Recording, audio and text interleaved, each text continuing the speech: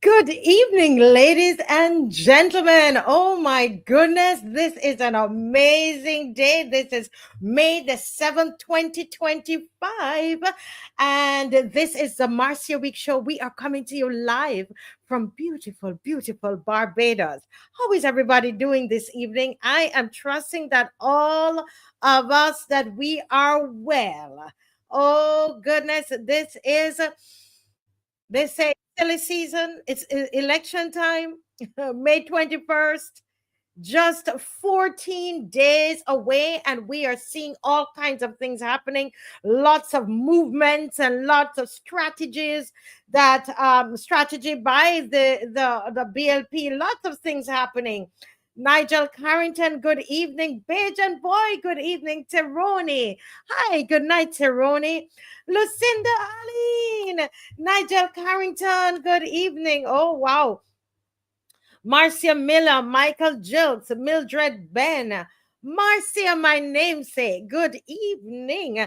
Tonight is going to be an amazing night, and we need you all to get ready to call in. All right. So tonight is a bit different. Okay. We're hoping that we'll be able to pick up on the spot meeting that is hopefully that it's streamed and we can pick up on the spot meeting tonight.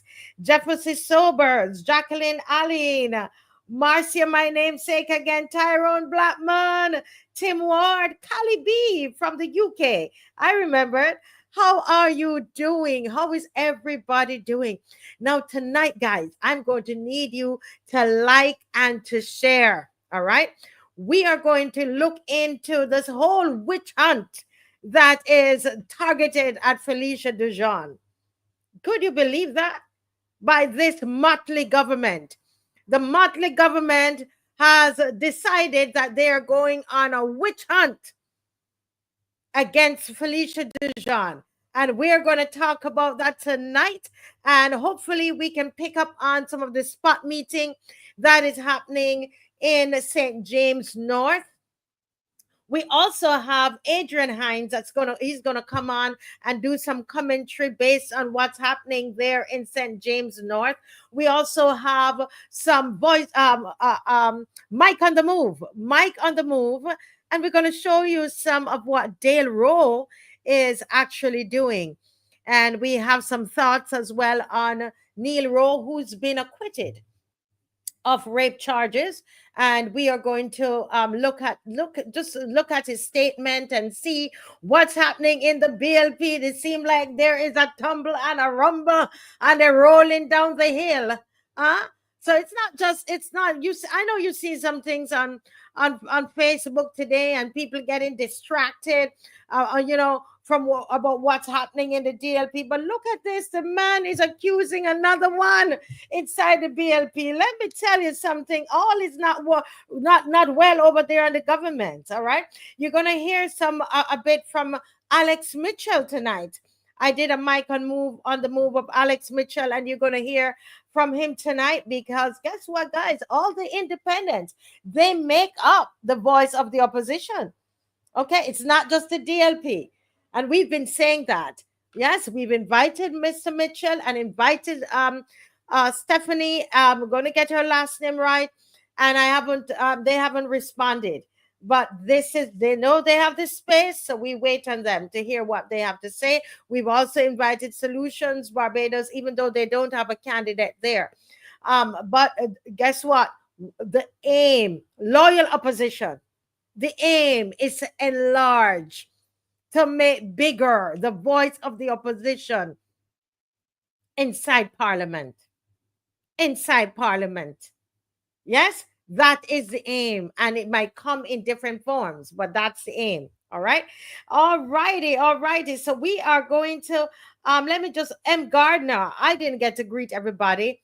Marcia again. It's a different Marcia. Shirley. Hi, Vihoy, how are you? Jack Murphy, Sandra Brewster. Guys, like and share. Like and share, please. Can you pause and do that? WhatsApp groups right now. Like and share. Everybody, this is going to be very important show. We're going to work together. Yes? All right. Wonderful, wonderful, wonderful. Lori Bob, good night, good night, good night. All right. So before I do the national anthem, I want to announce that um, we're not going to have the NIS program tonight that we normally have. Remember, we normally have that segment. All right. So we're not going to have that segment tonight because of we need to just focus in on on um on what's happening there in St. James North. All right. So we're not going to, we're not, so Mr. Stephen Strickland had prepared for you. And this evening I had to ask him if he could hold back on that so that we can just zero in. We only have 14 days, okay, for all of our candidates. So we want to kind of zero in on May 21st. All right. So please forgive us for that. Hi, Sandra Pears and Lori Bob and Sandra Brewster. I think I'd said that name already. I welcome that name already. Well, guys, let's go right into our national anthem. Yeah, this is what loyal opposition fall in line. This is what we do, and this is what it's about. So let's stand for the playing of the national anthem of Barbados.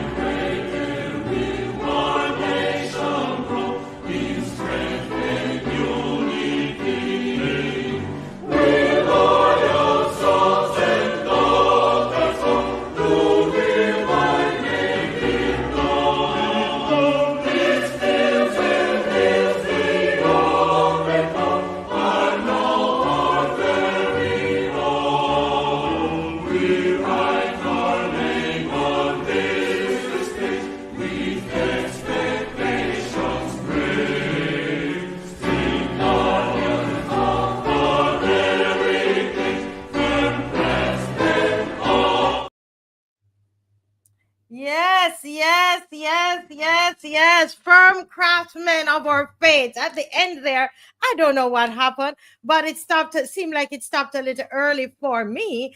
But we know what it says. Oh my, we are history makers, Barbados. We're history makers. And I say to you guys, let us make history in St. James North. Oh, goodness. Folks, before we go any further, I would like for us to take a look, please, on a mic on the move that I did yesterday, right, for Mr. Dale Rowe. Dale Rowe yesterday, and you will see what he's up to. It was common entrance, and we were at Harrison College, where where one of the schools from the city, they were taking their exams at Harrison College. And we're going to just take a look at this mic on the move.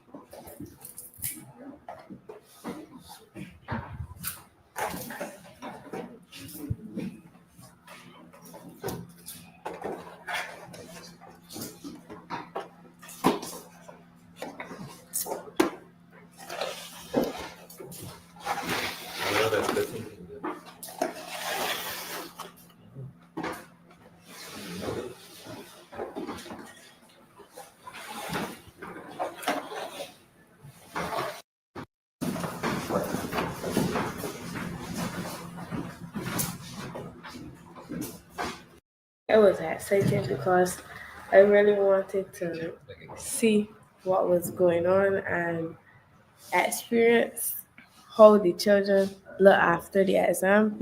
Because my time doing the exam, I was really nervous after the exam, and I came out and I said, "Mommy, that was easy." And she was like, "You sure?"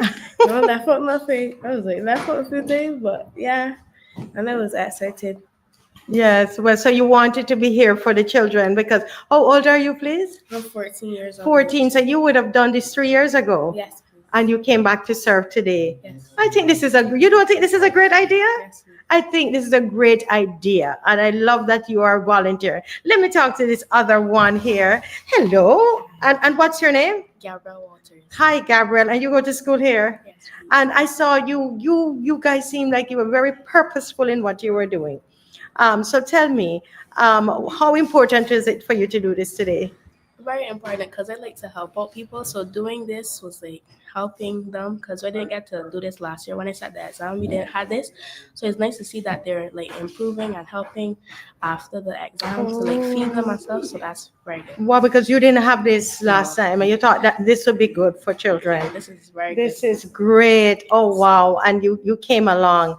I'm saying but you could be home on your phone and scrolling and all that. But you chose volunteering for this. Okay, wonderful. Joshua Gill? Joshua, wonderful. That's a powerful name from the Bible. So Joshua, how old are you? Oh yeah, I'm 12 years old. You're 12 years old. And you could be home playing games, right? Yes, please. But why did you come out here today? I came out here because the last 2 years they did this for me also. Mm-hmm. My school did this for me, so I said let me come back out here and do it for another school. Oh, this is touching. Where did you go to school? St. James Primary. St. James Primary. And St. John's. St. John's. Yes, please. And they did this, and you thought this would be nice to do. Yes, please. Where do you go to school now? Foundation. Foundation. Okay, wonderful school. Listen, that is awesome. That's awesome. And I knew there must be something to it because you guys were so focused. In minutes, you had this table set up. Yeah. So you're going to, what you're going to go gathering the children? Yes, please. Okay, let me let you go back to your work because you don't want to miss them now. That they because when they come out, somebody has to direct them over here. This was so beautiful to see. Dale would have told me that he's going to seek to give breakfast to the children, but apparently that didn't work out. But the principal and Dale worked together for Wesley Hall Primary so that as soon as they were finished the exam, that they would be able to come in and refresh themselves, and the children were so happy. And as you can see, that he had those who were off from school. Two of those were from Harrison College and one from Foundation, and they came to donate their time. And this is awesome. Go right ahead, Dave. Afternoon.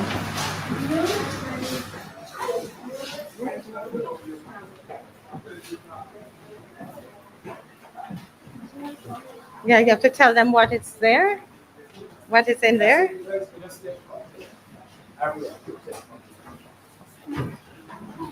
Dale?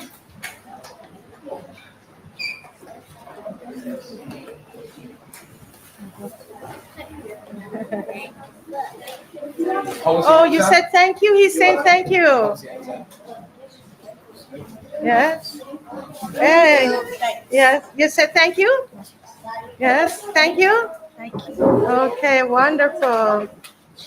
So the children have received their containers. And how was the exam? Anybody want to tell me?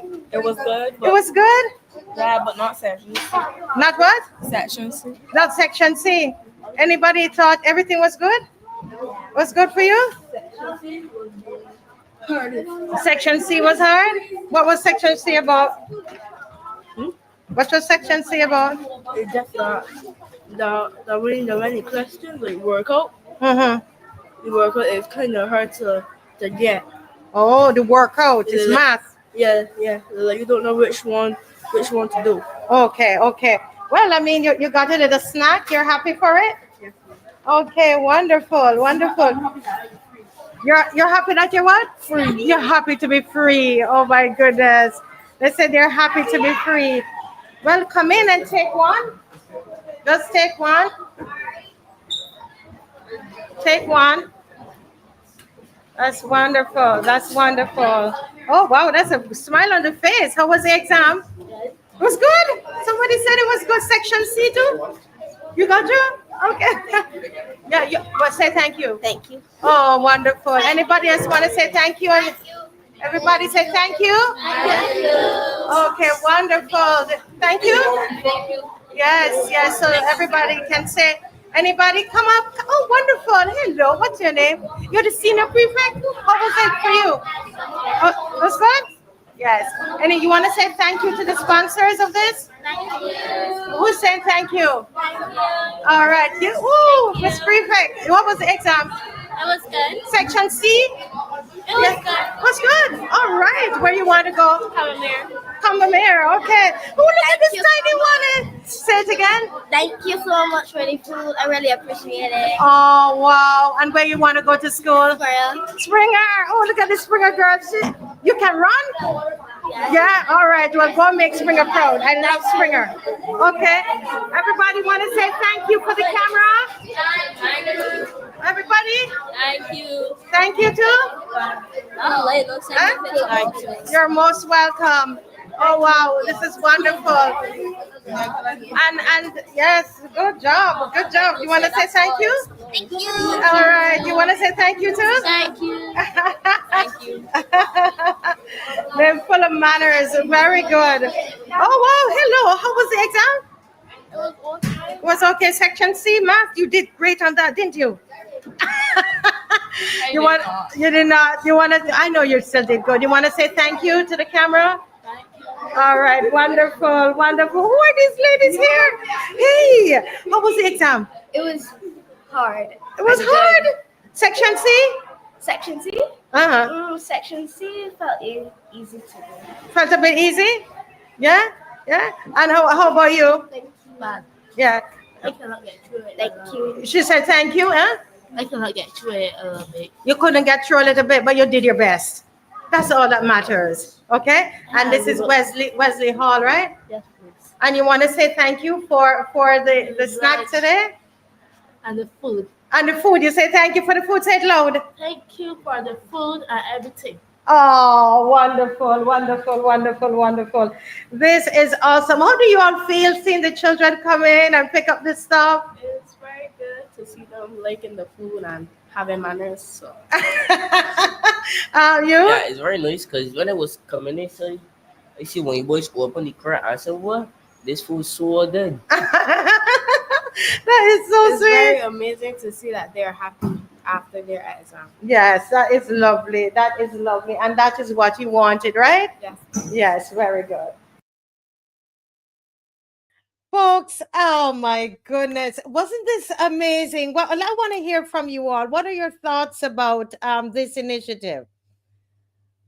Anybody out there? What are your thoughts? You can write in the chat. In fact, I'm going to open the lines early for you to call in. Anybody wants to call in? Our show is a little different tonight. All right, because we're hoping to get a link from the DLP spot meeting. So we're waiting on that. So if anybody wants to call in, please feel free to call in, or you can write in to let me know what your thoughts are about this initiative. Yeah. While you're getting ready, let's hear Mr. Dale Rowe. Go right ahead, and he's the organizer.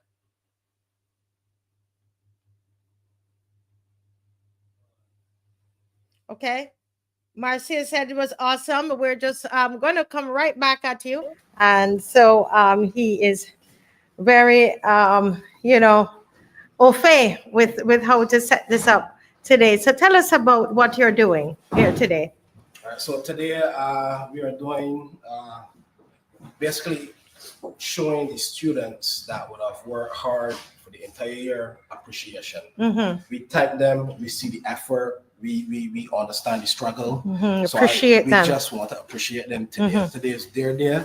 I think every single child that set that 11 plus did a fantastic job, because don't care where you go, what school you pass for, it's not the school, it's what you do when you get there. Mm-hmm. So this is basically most improved boy, most improved girl. Mm-hmm. So the students at Wesley Hall, we're gonna give that most improved boy, most improved after girl. The exam results come. Yeah, so, but today you're okay, appreciating everybody. So today is just 85 students, 85 lunches. Mm-hmm. So in the lunches we have rotis from Indian Grill. Mm-hmm. I have some sandwiches from Picasso restaurant on the South Coast. I also have sponsors from Purity Bakeries and High Park Limited. Mm-hmm. Coffee restaurant that is on Bay Street. Oh yes, so, I know them. Yeah. So different persons would have made donations. And also Curtis Chow, he would have provided bananas. So different persons made contributions so that we can have this successful refreshment. Yes, for the students today. Yes. Okay, this is wonderful. Correct. A great. So we have eggs, toast, chicken nuggets, rotis. Mm-hmm. Yes. Okay, and cheese sandwich and bananas. I love the fact that you had fruit. Yes. Because sometimes people will give children a lot of sweets, cakes, and so on, but there's no, they don't offer fruits. Yeah. So this is different. Yeah. I hope they will like the bananas. I think most children like bananas. Because it's sweet. And you brought along some helpers here. They were so diligent. Yes. Can you tell me who these children are? So or young people? David, he is basically managing the campaign. Oh, yes. David. Change we can believe in. Okay, so that's your campaign slogan. Yes, it is. Right? Yes, and so David, tell me about these reasons. Oh wow, yes, I got that earlier. Dale Rowe, Vote Rowe. So tell me, what is this? Who are these? I was looking at them. They were so diligent. Yeah, they worked really well. Yeah, these are some kids and family brought along. They just some of them school here, so they were really willing and energetic. To have, I was wondering if there were students. Guys, this warms my heart. I love anything like this, and Dale asked me to come along, Betty, and to see what he was doing. He invited the media. I was the only person there, but I think it's important for me, a politician who truly represents the people. Let me tell you, they have my 110 support, 10% support. And Dale, this is a school he went to. This is his primary school. And he would remember how it was, going to primary school, sometimes without lunch, sometimes without breakfast. And so he thought it fit that he should do something like this. As my story, we've come out of similar backgrounds, Dale and myself. And so these kinds of initiatives I'm going to support, because it is not just somebody turning up the day of the day that you're supposed to, or 1 week before the elections, knocking on your door and telling you, how great they are. It's not about that. What I liked about Mr. Rowe, I didn't say this to him, but even looking back at the video, at no point did he say, this is Dale Rowe and I am running for nothing of the sort. That conversation that we had and the guy showing Vote Rowe, that was way before. the children came into the room. They didn't meet him to say that this is Mr. Rowe, and no, he was helping the children in, etc. And that's all that mattered to him. And I think that that is wonderful. I am glad to know. Am I saying the wrong school? Right, Wesley Hall. Did I say the wrong? It's Wesley Hall. Yes, he made it about the children. At no point did they stop and say, okay, meet Mr. Dale Rowe, and he's the one who provided the lunches. No, that was not done. That was not done at all. And I think that is the kind of representation that we're looking for. And he's been doing a lot of work with it, and he focused a lot on children. And I mean, it's not easy because and what I love about what he does is that he makes it happen. He doesn't have any big budgets, but this man knows how to get things done. I watch him work, and I told somebody today, they said, I love the fact, Marcia, that you talk a lot about where you're from. And I said, yes. And he says, I don't like to use the term, I don't remember what term he says. I said, I don't like to use the term working class or something. I said, I don't use the word working class. I say I'm from the ghetto. And I'm proud of being from the ghetto. You know why?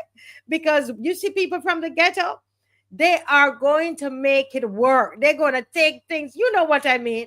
You know what I mean? You might not say ghetto, but you might call it a different name, right? But we know what it is, how it is to make things work, how to stretch it. You can't go tell it it can't happen. Can't happen. Listen, man, we going to make it happen. We're going to make it happen. And I love this kind of representation. And I see my friend Adrian Hines he's in the green room, and he talks a lot about representation. Yes. And I like that. I like that he did not, it wasn't overdone. It wasn't a big sell to the students. It wasn't political. I like that. The only place was the gentleman who's a campaign manager, so he was making sure I saw the back of the shirt, because he's a campaign manager. But that's not what you were getting from Dale himself, And yes, I like what you said. He made it about the children, and he's been doing a lot of work with the children in the community, and I think that is great. That is great. So Mr. Hines will let me know when he's ready. Ready. Okay. Ready. Here he comes. Good night, Mr. Hines. Good to see you. Hello, Marcia. How are you? Good night to the loyal opposition. Good to be here again. Yes, sir. Great to have you. And it's a fantastic night. I love to see people serve. I love to see people being served.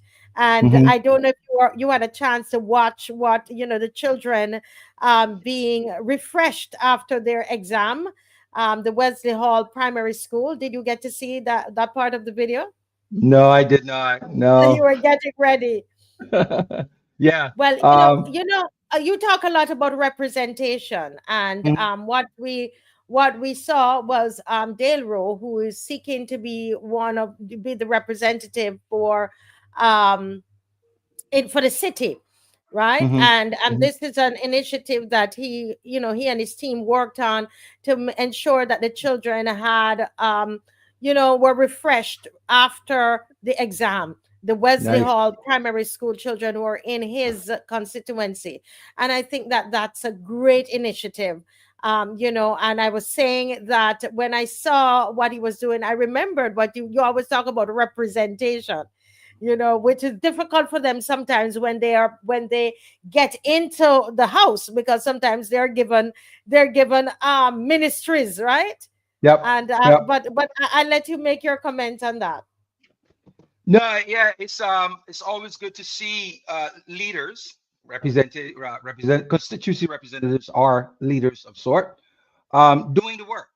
It's required, and there's such a dearth of complaints yearly, every election cycle, after every election cycle, of parliamentarians negating on their responsibility to maintain that contact with their constituents, and it leads to a lot of issues with local concerns being unmet, and I think that in itself is a big reason why so many people have walked away from politics, or from voting and all that good stuff, because the representatives don't do what they say they would do. Quite frankly, a lot of them don't even try to understand Yes. what. Adrian, you're going in and out. Your audio is going in and out. Oh, really? Yeah. Not sure why that is. It's your headphones. Yeah, I have it on here, and I think it's all set correctly. I'll have to go back in. You want to drop me out back into the green Yes, room so and I you can can play? do a check on it. Yes, okay. So he's gone to check his he's gone to check his sound. But I'm seeing the comment here. Shirley's saying that she does something similar in the diaspora with families, and it's a great feeling when you're helping the communities. Where are you located, Shirley? Are you at liberty to tell us that?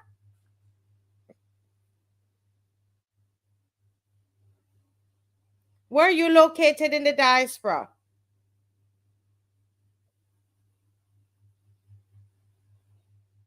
Yeah, he's going to be very real, very real, very unique. He's going to be that way because he's from that community. That's where, remember, he told you that his mother, they lived on Nelson Street, and how difficult it was for his mom, and his mom, he watched his mom died right there. You remember that? Yeah. So Dale is, and how he was selling food, to take care of him, selling at school. He went to Leicester Vaughan, and did track and all of that. And so it's going to be very, very easy for people like that to be able to just genuinely help, and it just seems natural. He's also told me that he was he was in the restaurant business, which he shared with us on this show as well. So he's able to call on various restaurants to do things. And I think yes, Vihoy is saying that she does something similar for the We Care program. Yes, that's wonderful. Yes. Okay, Shirley's in Toronto. Okay, that's wonderful, guys. Listen, find somebody around you and give and serve and give, and it's a beautiful feeling. You see the smiles on these children's faces, and some of them, they took some to take home. I remember we did something in the COVID time. We invited the children to Praise Academy, to our dance school, because they were home, sometimes they weren't going to school. And guess what? We provided lunches to them, and some of the children, they came, they said, Auntie, can I get a lunch to take home from my mom? Or I have siblings home, and they would tell me, well, my mom only cook on a Sunday. They don't, because we don't have enough groceries. So when we got lunches to the children, we had to make sure that we got in extras, because we knew the children who needed to take home dinner. It becomes dinner for the family.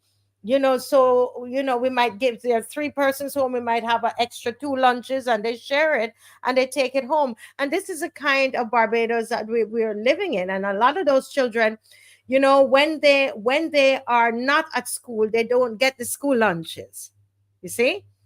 So then we use the opportunity at Praise Academy to ask restaurants to help, and restaurants were helping through Kurt Brown. Kurt Brown was the one who, he would hit up the restaurants and make sure that we had food for the children. Yes. And so, as somebody says, that's what service is all about. And that is wonderful. Well, guys, share up the live. I'm going to see if let's check Mr. Adrian again, and let's see. Hello, Mr. Hines. Let's see how it sounds now. Yeah, any better? So far, it sounds great and bright. Yeah, Keep speaking. yeah. I'm not sure what happened there, but yeah. Yeah, no, it's good to see Mr. Rowe out there in the community doing what he's doing. And hopefully the test is obviously to keep doing it in spite of the results in whatever election he might be a contestant, that he continues to do that. That usually I find that, sometimes first time contenders are not successful and they just wither and walk away.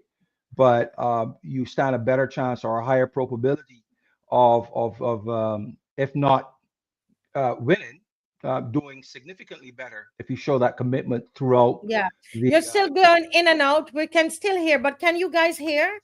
Everybody, can you hear everything he's saying? Is still going in and out, but we can hear. Yeah, I'm not sure what that's all about. Yeah, so it literally sometimes you're strong, nice and strong, and then it gets like it's there's a short or something. Yeah, I've used these headphones for as long as I can remember. Yeah. So I'm not sure. Maybe this computer's a bit overtaxed. I don't Right. know. Okay, but they said they can still hear. So just speak, Okay. just push your voice a little bit more, seeing that we know we have that issue, right? Yes. Yeah. So that is important, and that's what really Barbadians really need to show commitment. It's just like anything else, any type of relationships, partnerships. You have to demonstrate commitment, and it is easy to demonstrate that when you're looking for something.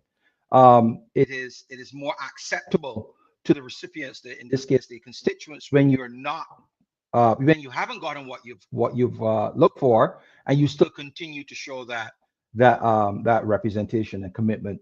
It really gels with people, and it's not always ideal, but if people who have truly an intent on running, they should, even before they get a commitment from whatever political party, they should get out there and become community activists, demonstrate in some form or fashion that you are there for people, so that it becomes easier and more believable when you do enter the political arena. Yeah, very, very well said. I'm wondering, is it possible to do this without the headphones, or the headphones are important to the yeah, because I'm not home by myself, so I usually use these to cancel out other the noise. Yeah. Okay. Yeah, it's because you're saying such important things, but where it's going in and out. Yeah, because it's difficult to listen. All right, I'm going to switch out to these ones. I don't know if this is going to work. Okay, let me we're going to go into another and I'm sure you'll watch a little bit. This is Alex Mitchell, and he is a candidate, and so we're going to look at that as well. Okay. All right. So while Mr. Hines gets his microphone ready and working, we're going to look at at an interview that I did with Mr. Alex Mitchell. And Alex Mitchell is a candidate in St. James North by election. And we had an opportunity to speak with him. Now, some people say, just focus on the DLP. No, we can't. We are the loyal opposition. We are a pressure group. We're not a political party. And it is very, very important that we recognize all of the other parties as well. I think that is important, because our aim really is to make sure that opposition voice is heard. And, whatever you think of the candidates, if they are a candidate, we are going to find a way to feature them. We have invited Mr. Mitchell on the show. I have not gotten a response from him yet. And we have also invited the fourth candidate and as well. And I've not heard a response from her as well. I called and I left a message. All right. So we're going to go right ahead and listen to Mr. Alex Mitchell at this moment. Go right ahead, Dave. Mr. Mitchell, did you get the persons as yet? They didn't come as yet? I didn't see anybody as yet. No, not as yet. Okay. We only got riders on the clock as soon as they're done. Yes. So we see if they're going to show up. Yes, sir. If they don't, that's okay. Right, you're supposed to go in at 11. Yeah. If they don't show up, the coverage and the price of the 250 is still good for the media coverage. Yes. Because normally we don't get none at all. I know. Right? And this is supposed to be one of those constitutional protective things where you're supposed to get equal airtime with the media. I agree with you. And yet on yesterday, we didn't see anything real until about midnight when most people will be sleeping. Would say it, yes. Yeah, get ready for tomorrow. As you know, we heard about it very late because you told me after my show, and I was hoping to have gotten some pictures and videos from you. But we've been announcing it, as you know, on the Marcia Week show. We believe in making sure the independent candidates have, as we did for you the last election, you were always on the show. So you're free to come on and, and we'll have our discussions, okay? Okay, thank you. Yes, and this gentleman is running for St. Philip South, which is where I'm from. So do you have all 30 candidates as yet? No, we don't have all 30. We have 30 names, which is like nomination.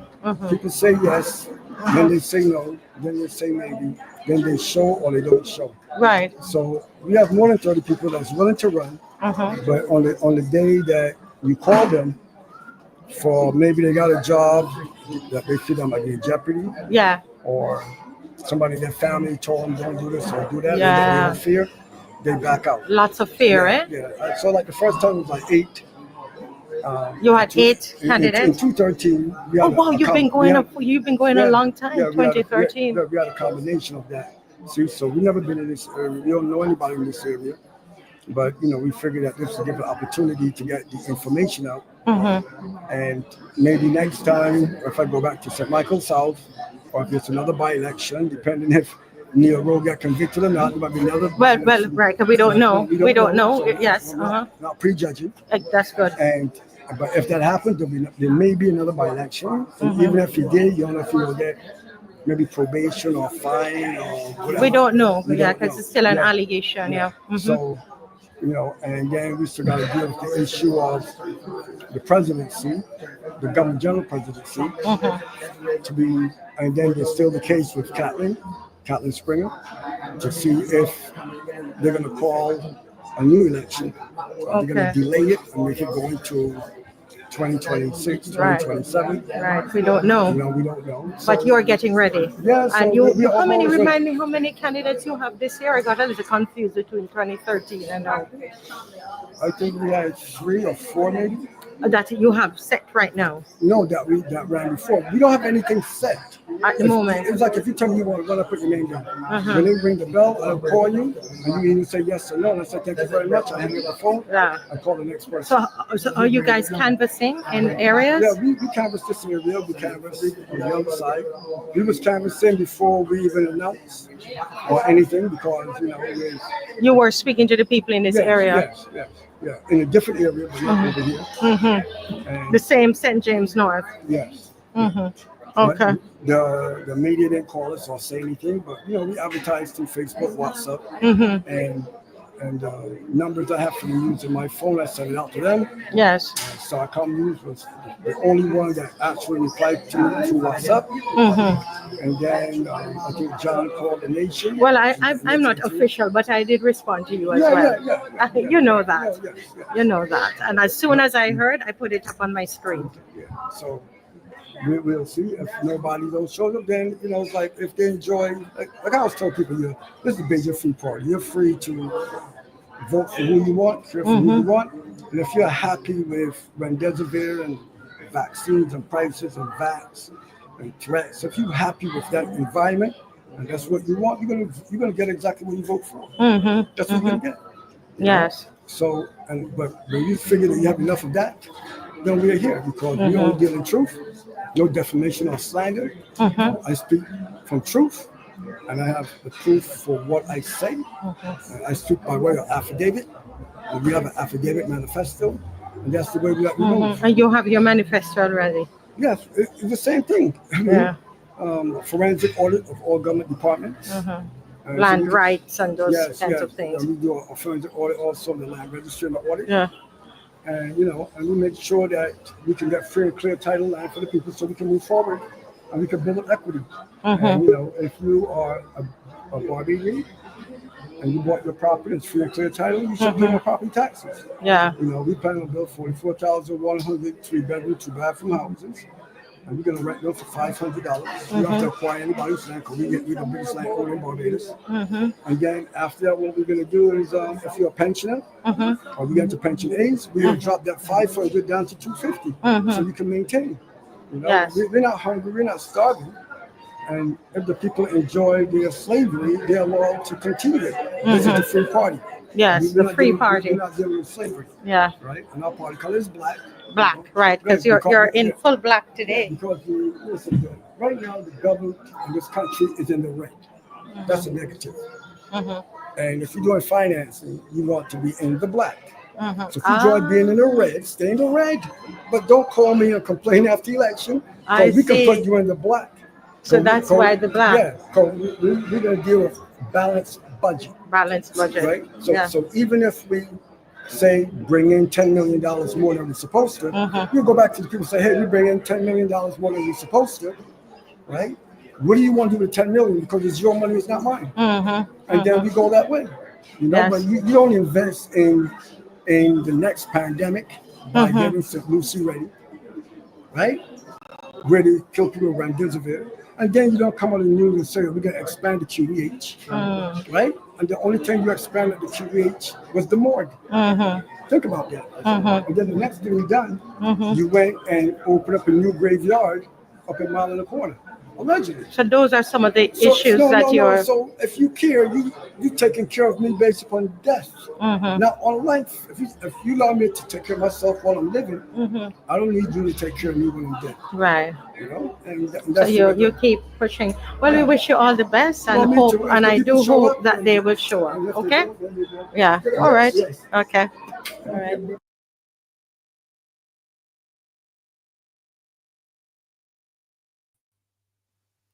So, folks, that was Alex Mitchell of the Bajan Free Party, St. James North candidate, and we do have a newspaper article that shows the other two to show Alex Mitchell and also the young lady from the other party, which unfortunately I don't have much information on her. Right. I don't have more information on her. I'm waiting on Dave to be able to put that up. But yes, so yes, thank you so much, Dave. Okay, so this is there. So there are 4 candidates. This is the other young lady, and this is Stephanie Williams, and she paid her deposit, and she would have arrived after we left, so we didn't get a chance to see Stephanie Williams. But as I said, I had a number for her, and I did invite her to come on the show, and I have not heard from her as yet. And I would have loved to interview her if she was there. And so, as I said, we will provide a place for everybody. All right. But let's see. Mr. Hines is here again, and I'm hoping that we can hear him properly. Okay. Good evening again, sir. Hi. So I have these ugly headsets on, so hopefully this is better. This is wired instead of wireless. So, yeah. Listen, are you hearing me better? Oh yes, we're definitely hearing you better so far. Definitely hearing you better. And I would love for you to repeat what you were saying about good representation, and then I wanted to make a comment on the other parties that exist and so on. Go. Can you just repeat what you were saying earlier, sir? Well, I'll add to it, and because there's so much that can be said about what makes for good representation. Look, good representation is easy if it comes from the heart, right? It's like, those individuals who day in and day out are in the city and elsewhere feeding the homeless, those unsung heroes that do that, they do that out of love and out of commitment. Political representation requires the same. It has to be from the heart. If it's not from the heart, then you're going to end up like so many of the current political class, where they come to you, they beg the citizenry for their vote, they get into parliament, they get a ministerial position, and then they hide behind that ministerial position as to why they can't come back to the representatives. Neither do they ever seek to uh, find out from the from the constituents themselves, what is their definition of a representative? What do they look for as a way of trying to meet the needs, the wants, and the aspirations of their constituents? A lot of them just, they don't ask. They just come and they make, promises, and go away hoping that they can either win on the coattails of the leader or the political party, or that they can say enough negatives about their opponent that the only choice left is them. Because they're not honest as to why they're putting themselves forward. And that honesty can only be one thing, is to truly serve your fellow man. And to serve your fellow man, anybody can do it. We see this all across the globe, right? Mother Teresa didn't need any special requirements to be who she was, right? And there's so many people not as popular as her who do just as equal a good job, right? Because it comes from the heart, and people know when you have their back. People know it, right? So with these guys and gals, they make political representation needlessly complex, because they want to hide behind that complexity, because they're not true to what the cause that they claim that they are about. Yes, yes. I listened to you, and you must have heard me talking to someone yesterday about this. I'm very strong about the representation.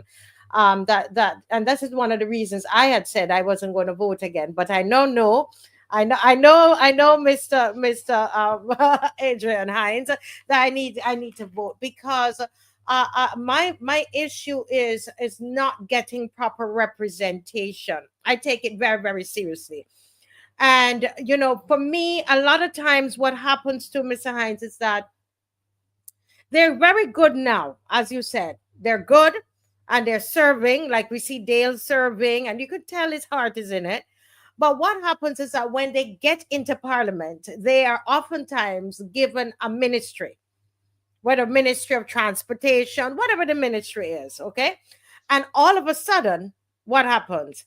They neglect the community, neglect the constituency. The same people who voted for them to go into to be in parliament. And there is that dichotomy that is happening. They have the ministry, they have the constituency. And how do they balance all of that? And I think some of them really struggle with that. What do you think? I If they do, they need to get out of it. If you're in it, you need to find a way to do both, because that's your responsibility, right? You signed up for this. You need to find a way to do both, right? If you can't do both, then you should not be there. It is as simple as that. And there shouldn't be any excuses. There shouldn't be any excuses given or any taken from constituents. Because when I went to vote for you, I went to vote for you primarily for to administer and to minister to my local needs, my constituency needs, not to become a minister of government. And it is not my fault that a mixed government system has been foisted on us, where the ministerial portfolios are shared out among members of parliament. That's not my fault. And I shouldn't suffer as a result of it. My local needs are as important to me as you think the national needs are to the country. Because without us collectively making the whole, there is no country.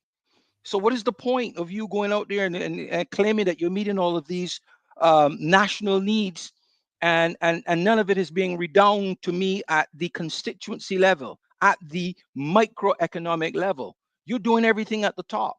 And that's the another part of the problem. Everything is being stated as occurring at that level, the macro level, even the so-called economic figures that shows that we are growing and all that stuff. It's just figures at the macroeconomic level, but none of it is trickling down to the people. And that's where where the disconnect is. My local needs are not being met. You know, this economic growth that you're measuring at the macroeconomic level is not trickling down to me. What am I voting for? And that is the question that a lot of Barbadians have asked, not get an answer, and have walked away. And unfortunately, that response only benefits the political class to continue doing what they're doing. So any new people coming into the political arena, this is an opportunity for you to unseat seasoned campaigners, seasoned members of the political class. It's an easy thing to do if your heart is in the right place, right? That you can draw people to you by your commitment to them, because that's what it really is. You on taking on the mantle of asking people to vote for you become a parent of sorts to other adults. That's what it is.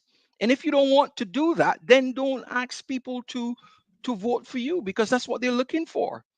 Or if you don't think that's the right approach for people to define representation, then you need to set the agenda and try to change the narrative, try to change the concept in the minds of the people, and win that argument. But currently, people have set ideas as to what representation means to them.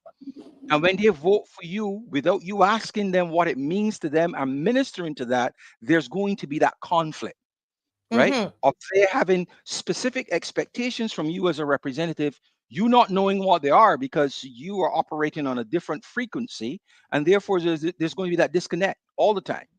I mean, for crying out loud, oh my God, from the time I came into understanding politics back in 1976, that's all I would ever hear. Oh, you only see them during election time, you don't see them after. Every time. You know, and that is the basis for people saying, this is all crap. BD, same difference. And as I said, Mr. Rowe and other young aspirants, political aspirants, if your heart is in it, demonstrate it. And if you demonstrate it, you will endear people to you. And when you endear people to you, they will vote for you. And then you still have to continue to do the work. The work doesn't stop. Actually, the work now begins. It's like, when you go out and you train for a driver's license, don't think you're a driver. You now got to learn how to drive, right? So once you get into parliament as a new political aspirant, you now got to work to prove that you mean business, that you mean what you've said that got you there in the first place. Yeah. And I think that's what people are looking for. I remember when I just got to Barbados, and I tell this story all the time because I really, really believe in this kind of representation, Mr. Hines. I remember seeing this gentleman, he was in front of my yard and he was delivering garbage cans. And he was also, I think he was delivering garbage cans because there were people who were coming out of the development and bringing garbage, and so he wanted to make sure that it was bringing garbage cans because he didn't want the garbage on the floor. And he was in a pickup truck and taking out the garbage cans. And I said to Dave, "Who is that gentleman?" And he said, "That's Mr. Anthony Wood, and he's the representative, political representative for the area." I said, "Oh, okay, that's wonderful." And then I would see him, at different things, etc. And it just, I just had that picture in my mind. And so when I think of good representation, I think of Anthony Wood, who was a BLP representative, and he was fantastic. Amazing in St. Philip South, and so you don't see too much of that anymore. You don't see that. And it wasn't election time. He was way into his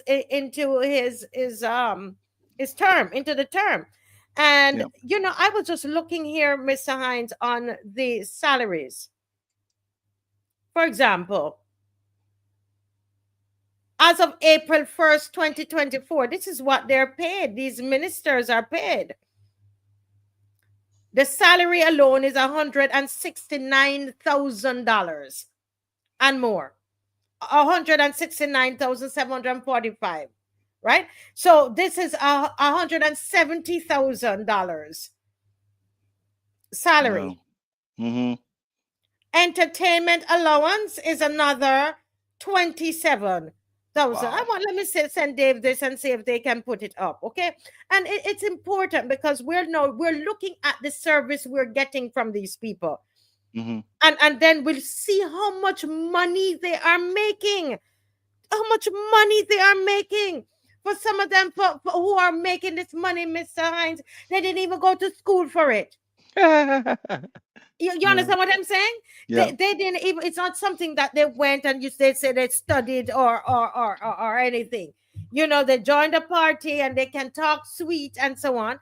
And so entertainment allowance is over 27,000. Okay? Over 27,000. Then you have traveling allowance, which is another 18,000 and more. Right?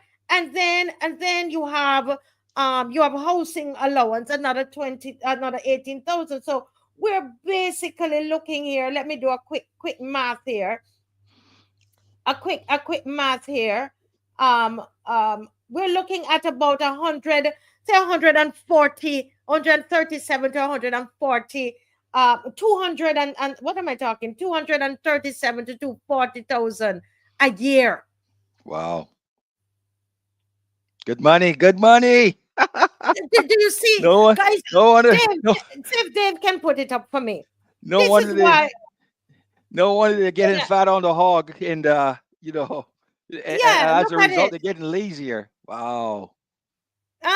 Nice money, man. This is we're looking generally. Some will get a little less, some get a little more, if depending if they're senior, if they're not. But the point is, this is in the 200,000 or close to 200,000. This here for this minister, well, it's over $240,000.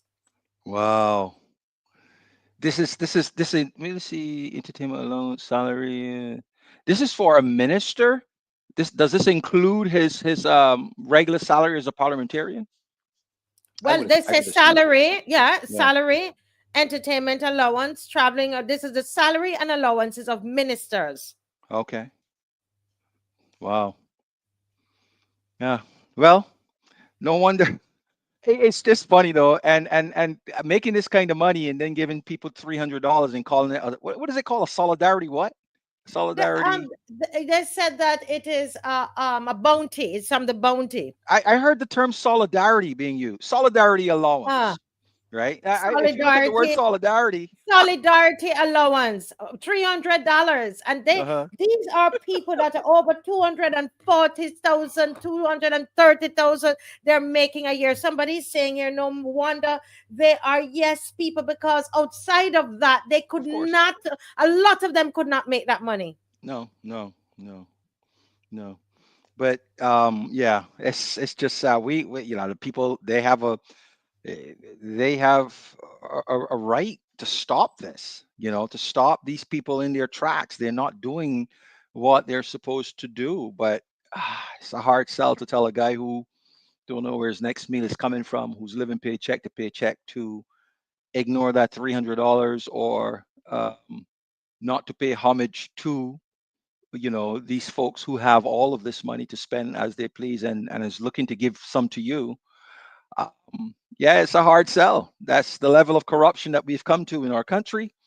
That people are kept in a state of abeyance, of poverty, of in needs and dependency, so that when these folks come bearing gifts purchased with their own tax dollars, with the people's tax dollars, that people are more likely to succumb to wanting it and doing what they hope they would do to keep it, which is to exchange their vote for these handouts. And that's where we are. And I'm not criticizing Barbadians. I can't tell a man who is having financial issues what to do if someone is pushing money at them in exchange for support. I can't tell him not to. I don't know his situation. But is something that we need to speak to. It's something that we need to call out when we see it. You know, I often hear people talking about, you know, down in Deacon's one election that there were people down there passing no money. I saw pictures, I think, out in Haynesville. I saw another one somewhere in St. George North. I don't know if they were real or not, but there are all of these ideas allegedly about money being passed during elections. And I would think that if it is true that by now people should have concrete evidence to call it out, because the only way to stop it is to bring it to light, you know, and it needs to be stopped in order to get people to a point where they are compensated on merit, um, and as a result gain a level of confidence and independence, and less dependency that would allow for them to, you know, view elections and politics more independent, you know, more informed, and as a result we would likely get a type of government or governance that we all, or a majority of us, would say is in the benefit or in interest of the larger majority of Barbadians. But if we continue down this path where this current government, with all the power,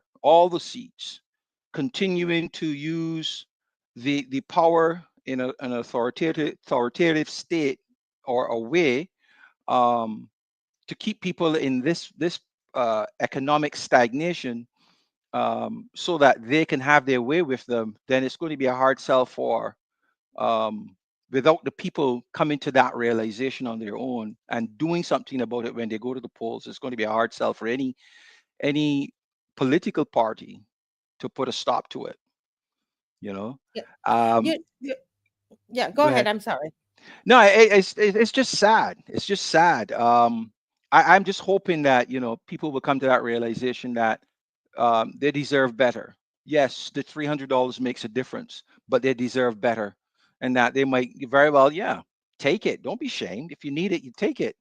But vote for difference. Vote for, and continue to vote for, and to send that message that better has to be done, because you want to be independent of this type of mendicancy.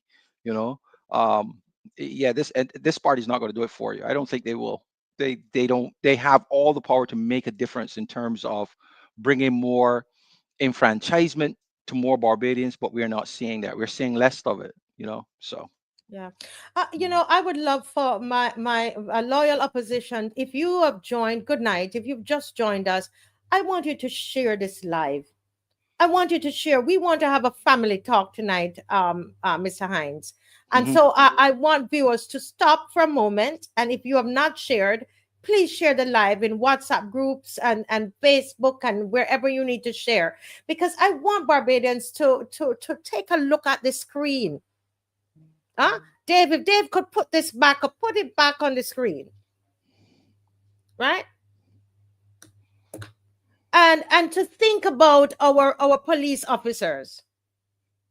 Yeah. Think about the police officers. I'm seeing here that somebody just put up, and you can correct me because I don't have all the answers, and neither does Mr. Hines. But I'm going to say what I know. I saw somebody put up that some police officers get less than 50,000 a year. Right? What about our teachers? The teachers, something that was promised, not just promised, but by law, the teachers are supposed to get their leave.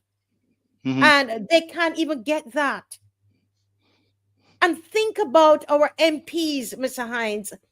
The MPs, just imagine your MPs. Put the thought of the MP in your mind. And this is the kind of money the MPs getting. Their travel allowance alone, housing allowance, entertainment allowance, Yep. almost $30,000. Yep. Think Yep. about your own pay. Think about your annual salary and how much you work for it. And Yep. think about when was the last time you saw your MP.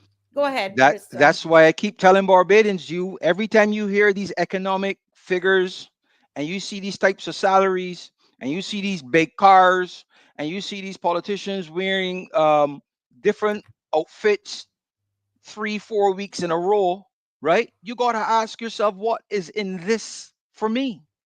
You know, you have to be selfish at some point.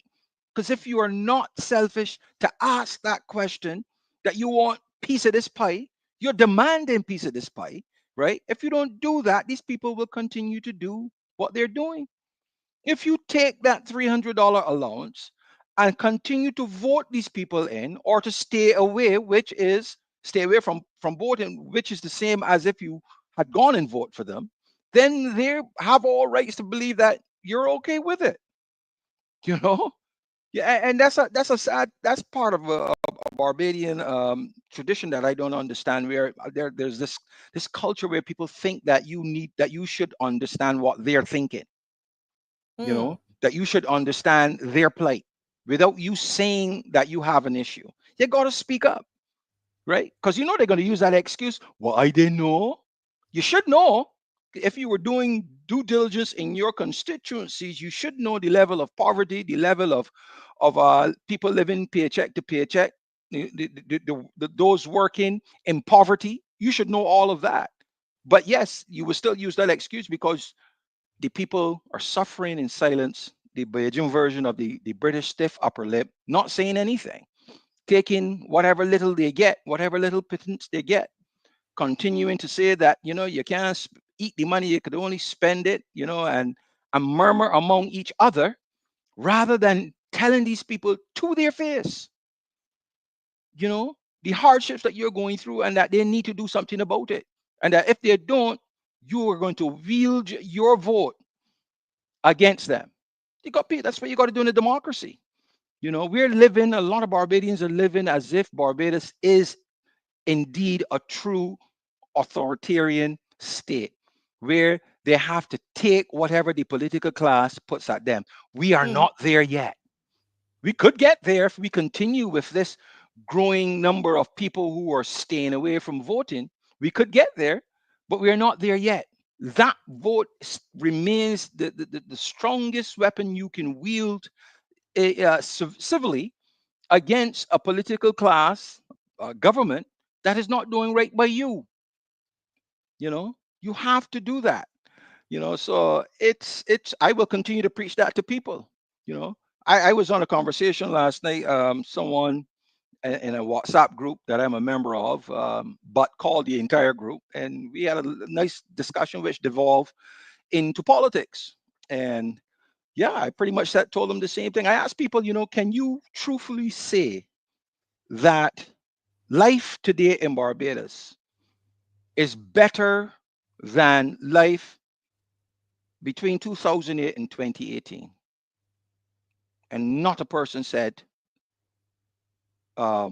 agree with me that life is better now. Not one. Not one. And there were quite a few people on, right? So and I, because I'm willing to hear someone tell me why they think so. And I mean, you know, there are some people who are still getting through, obviously, but there is a large majority of Barbadians that will tell you that things are harder now. And I keep telling them, you know, that you are under, right, an IMF program, and you don't have to know much about the IMF, but everywhere the IMF go, right, that they're required, their program is always about austerity measures, which means hardship for people, right? So that in itself should tell you that you know, of course, this time should be harder than on 2008 to 2018, right?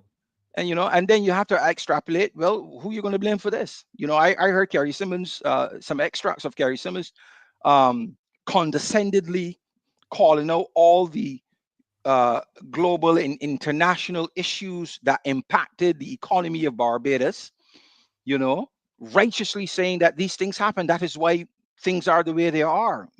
Obviously, you know, pretty much washing their hands as a political party as to the hardships that Barbadians are going through. And he was saying it, you know, in his usual condescending tone, you know. But when it comes to defining the 10 years under the last government, that was the local government's problem, a global issue. But here it is now, other global issues. Righteously, it is not their fault, and Barbadians are supposed to accept that. Well, I choose not to. You know, I choose Yeah. not to. And I think Barbadians should not take that excuse. These people are living high on the hog. They're not even they're giving you $300 as a so-called solidarity allowance, right? But you're going through hardships and they have not done anything to demonstrate that they are in it with you. They're Mm. asking you to stay the course with them, but they're Yeah. not demonstrating or doing anything to show that they are in it with you. They're flying all over the place, wearing the best clothes, driving the best cars, eating the best food in the best restaurants, and you still struggling, right? And how can you accept that? Don't you love yourself, Barbadians? Huh? Don't you love yourself that you can say, hey, I want piece of this, I want part of this pie. You know, this is my country just like it is yours. Why are you getting through and I'm not? Huh? Yeah. And It be says, righteous. They're righteous in their defense of how they have you living. You be righteous in your and you're antagonizing them that this is not right, that you want more. Otherwise, you're going to use your vote against them. That's what you yeah. should do. And I'm here looking at Mr. Hines, the 17 cents increase in the minimum wage. What 17 cents? Wow. 17 cents. That was mentioned. Yeah. They literally mentioned that as a good that they've done for the people. It's a good that, and they brought it out just before the election. And this is what we are being treated like dogs. Wow. And I'm being that graphic. You know, 17. when you throw a little crumbs at a dog, a hungry, mangy, mongrel dog, and not a dog that you feed all the time, not going to run. You know, we try No. not to feed our dogs from our plates, right? Mm-hmm. They're not going to be running after everything you throw. But they know the people hungry. They know a lot of people hungry like mongrel dogs. And I'm being that graphic, Mr. Hines, with Be careful there, because somebody's going to say you call Belgian I'm dog. calling them dogs. Yeah, But be I'm careful using there. it's an imagery. It's an imagery. I'm Yeah. saying that it's The not the treatment. kind The of treatment. Alsatian, the kind of dog where you have and you feed them, you know. So if you throw a little something over there, they walk past it, right? But when they know the people are hungry because they have made us hungry. Yeah. And they throw a little thing. So they throw 17 cents Wow. increase in the Wow. minimum wage. 17 cents. Wow. And they are acting, they bring it out just before the by-election.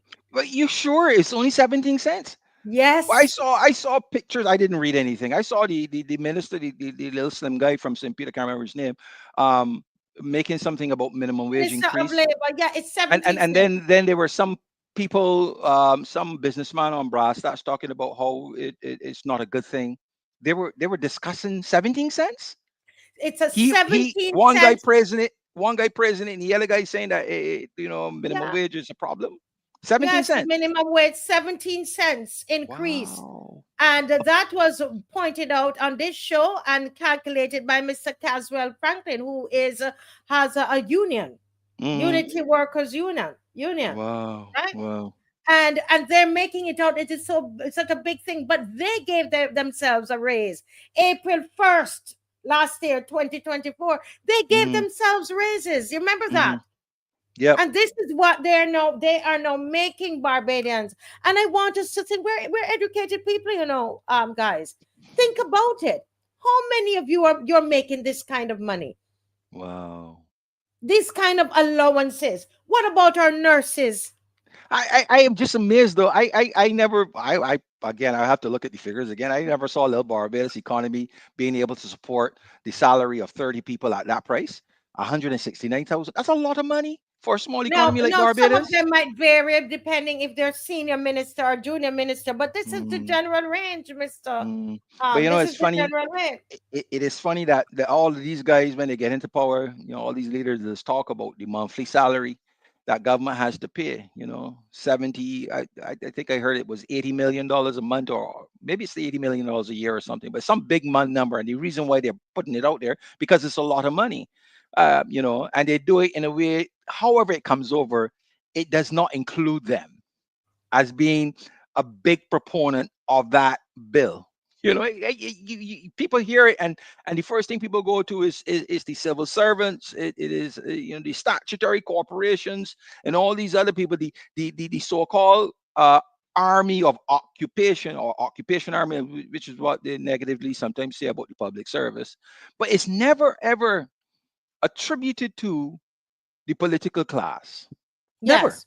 Never is. And I never hear these people complaining about their pensions. You know, I have so many stories I've collected over the years of Barbadians crying out about people about working and not getting paid, which is something I don't understand.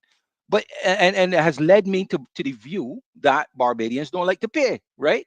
But I never hear parliamentarians and senior public servants complaining that when they went to get their check or when they look in their bank account, they may see the money. It's always people down the ladder. Always. The system seems to work flawlessly for these people at the top, but it's always problematic for the people at the bottom. And I'm like, I'm up here and I seeing this, and I can't understand why Barbadians aren't seeing this and are pissed the hell off about it. I don't understand it. I just don't. But then again, as I said, the notorious for doing it is government. Yeah, where listen, don't get a contract from government to clean or to do whatever. Sometimes it take years to get your money just to be able to pay. I know people who with a cleaning company and they're hired by the government, and let me tell you something. Sometimes a whole year, 2 years pass and they don't get their money. You understand what I'm saying? And so then they still have staff to pay. They have to take a loan to pay the staff and all of that. And this is how they treat us. You know, and this is what, can you imagine 2 ministers in education? Remember, we have Chad Blackman, and although he's resigned now, so he can run in St. James North. So you have Chad Blackman, and you also have I can always forgetting her name, but I could see her face now. Lady from St. James South. Yes, I just not South. She is. Yeah, from South. Yeah, you're right. I see her face now. I can't even remember her name. Yeah, I know what you mean. Yes, Sandra Husbands. Yes. And they are 2 of them. So somebody saying here, then what are we saying per annum? We're paying them almost $500,000 between the 2 of them per annum. Yeah. Well, you ain't see when you see Sandra on the street, you should beg you for $1 and feel confident that you can get it because she got money. She got money. So I would not feel aware seeing she paying run begging you for $1 and calling out loud. She got money. That kind of money, man. You got money. Can't spend all that in a year. Can't spend all that in a year. So you got money to give me $5. Those are the people those who have problems with their finances should be going to. Well, they said the senior ministers and the deputy PM get the same. So we're paying 4 deputy salaries and in this 4 because remember they made some of them senior ministers. And so as I said, some of it might go up and down depending if they're senior or junior ministers. But the point is that it's a little by either close to 200 or 200 up to $240,000 a year. The prime minister who we now we're seeing her in Barbados because of election time. We hardly see the prime minister here. Nothing is working in the country. We can't see anything that the prime minister has started, Adrian, and has completed. You see her working from beginning to end. We can't see it. But she's the third in the Caribbean. She's the third highest paid prime minister in the Caribbean. But we don't even see the prime minister. Yeah, I don't think she won because of the election. I think she won really because her worldview, her world image might attract the wrong leader of a UN security country and put a backlash in her attempt to become the next UN Secretary General. So I think that's why she's home, trying to keep quiet. I was wondering too, I know she will say that she has an election and that's why she didn't go with the other CARICOM leaders to meet the Secretary of State in the US. Because I realized that she was noticeably missing, and I was wondering why. And I'm sure that the election would be an excuse as to why she didn't go. But I think she's hedging her bets more so than not because a Trump election has put a spoke in her wheel with regards to anything to do with the UN, and I think that's the reason that she's home. Also, to the fact that she cannot dismiss those 94, 95 trips that she made in the 84 months, right? And claiming to bring back home some X amount of $1 million in grant money is nonsense, and doesn't really stand up to scrutiny. And that might have given her pause as well as to why she needs to why she's staying home. Cool it. Yeah, it's not. Trust me, it's nothing legitimate or wholesome. Everything about this lady is all politically driven. Even, like, even her remarks about the Pope's death, was all political and all about her at the center, talking about the Pope was a hero of hers, and how his approach to humility led her through her fight with COVID. And I thought that was so funny because nothing about Mia Motley squares with the image of Pope Francis. Nothing. And I'm not, as I said, I'm iconoclastic. I'm not a fan of popes and whatever else. But the story of his life has been one of demonstrating that he is not up here, he's down here with the people. He's done everything to demonstrate that, and she's done everything to do the opposite. And yeah, so I'm not even going to go into that, but yeah, everything that she does is politically calculated. Politically, Mark Carney just became Prime Minister of Canada, and she had remarks talking about champion democracy, and et cetera, et cetera, et cetera. Sounding all great and great, but the reality of her governorship, her leadership in Barbados leaves a lot to be desired. That's why people define it more as despotic, more authoritarianistic than democracy. But Mark Carney was in the limelight, global limelight, and she thought she should share in that, and that's what she does. So her being in Barbados is politically driven. It's a strategy that they have. Nothing is by chance with this woman, and it's all centered on what's personally advantageous or beneficial to her. Right? This election, all of that. Chad is just a proxy for her. It was so funny to see he making a speech at a podium that had a picture of Mia Motley in the front and at the sides of it. I was like, who running in St. James North? Mia Motley or Chad Blackman? Well, we know the answer. Yeah. But look at what Ryan Rock very well said, Mr. Hines. Look at Ryan Rock. Ryan Rock is saying we have people in the lowest bracket in government getting $1,800 a month. Based on what we're looking at, these they're getting it seems to me here probably about 20,000 or more a month, right? But you have people are getting $1,800 per month, and they have to pay light, water, gas, and food out of it. But these ministers getting all of these allowances. The allowance alone is more than some of these people's salary. Their annual salary. Yeah. When you think about it's sad that the people who are making that kind of money in the lower brackets of government are not out there making noise. I understand. It's a fine line to walk anyway, because there's going to be pushback and pushback in terms of victimization, and that people fear, hey, I got 1,800 now, I might lose all of that if I open my mouth. But something has to give. And as I said already, if you're not willing to risk losing your $1,800 to get more by speaking up and telling these people, if you're making $169,000, why is it that you think that $1,800 a month is beneficial for me? Why do you think that? And that you fear that by confronting them with in such manners might lead to you losing your pick, then there's the vote. Don't let them fool you, or anybody fool you, that they can know how you vote. You don't have to go around political parties. You don't have to wear nobody's t-shirt, right? You can go and quietly put your X against this type of largesse, this type of patronage / corruption, where everybody at the top getting all the big pay and you at the bottom slaving and getting little. You can vote against that in your numbers, in mass. and Yes. send a signal to these people. You know, we aren't Barbadians. You're no different than Americans. You're no different than Canadians, in wanting what's best for you, right? Mm-hmm. Because I don't understand this thing of people praising up the country at the expense of themselves. You are the country. There's no country without you. And if the political class is enjoying all of this um praise because they are Barbadians, you should be enjoying the same too. And you should feel Yes. good about it.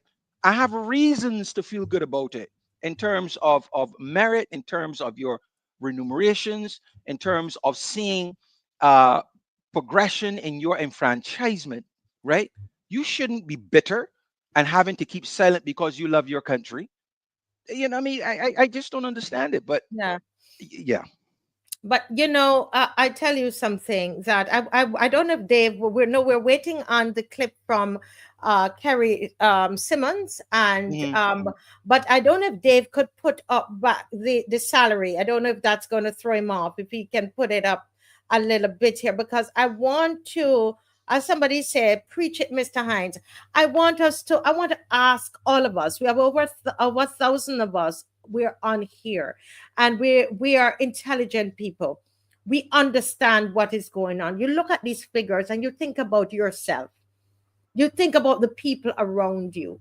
Mhm. You think about those people. I see CG had a comment here that general workers, NCC, the sargassum workers, and so on, that they work less than $1,800 a month.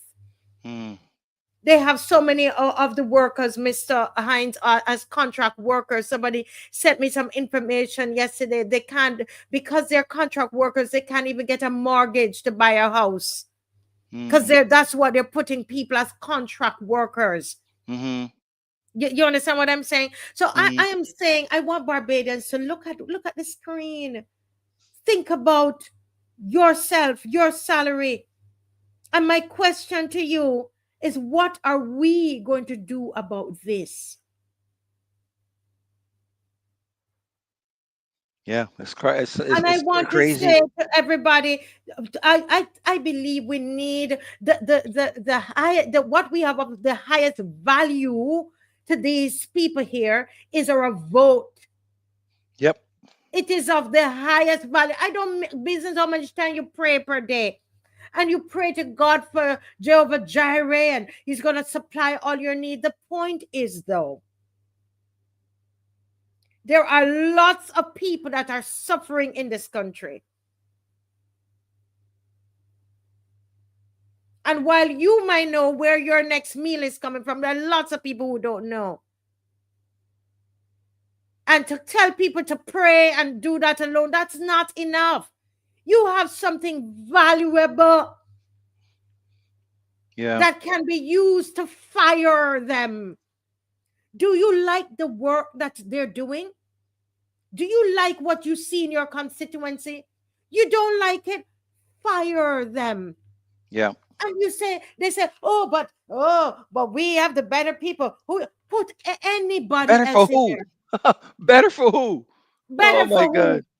Mm. Put somebody else in there. Just send a message to these people, because there's nothing. If you're not getting nothing now, well, you might as well put somebody in there else in there. And as Adrian would always say, they're not doing it right. Get them out till they get the message. We Yes. have to get wise now, get the message, and they will know. Listen, you see, these people, they're not playing. So don't matter the color, pink, red, pink, not red, pink, whatever other color. Vote and get rid of them, is what Yeah. I am saying. But let's hear Mr. I don't know, you have anything else to say on this, Mr. Hines? No, I think I've exhausted this enough. I can't say enough. For people to go out and vote their local interests, vote your pocketbooks. In America, there's this famous thing saying it's the economy, stupid. And yeah, no government, no president can ever think of getting elected with a bad economy, no matter what. Racism aside, because I think Trump is in because of that, but he's not doing a good job, and the Republicans are turning on him. you know, because at the end of the day, people are like, hey, my pocketbook matters to me. Yeah. And Well, you, we're as going I to say, show. yeah, We're going to show something here from Mr. Kerry Simmons. yeah. Since Angel Humble, you know, raised the issue. All right. So, Dave, if you're ready, you could go ahead and let's listen to that section of, you know, with his arrogant self. Yeah, I can't stand Dave. him. Oh my God. Yeah, yeah, Dave. Whenever you're ready. Repeat, please. Okay, just go ahead, Adrian. Let me just sort it out. Thank you so much. Just you can let me see if there's any Yeah, I heard Mr. EDM and Chad Blackman talking about he starting a campaign, a healthy campaign against NDCs in St. James North, and I thought that was funny given my comments about I think that he should spend more time taking care of his health rather than running in elections. I'm glad because I was serious because I care about things like that. You know, some people saw it as an attack. Well, that's good for them. I honestly believe that um, those of us, and I do have my own challenges as well. So I'm not speaking above him or about him. That obesity is a global epidemic. You know, so this is not an attack on Mr. Chad, but it's more concern that he should really try to do something about himself. He's only 42 and carrying out that kind of weight is not a good thing, whether you think it's an attack or not. It simply isn't, you know. And I think actually the statistics I've been following, every minister of health for the last 20 years have come out and talked about the increasing numbers of persons in Barbados who are obese, and it's to the point where now it's affecting younger people.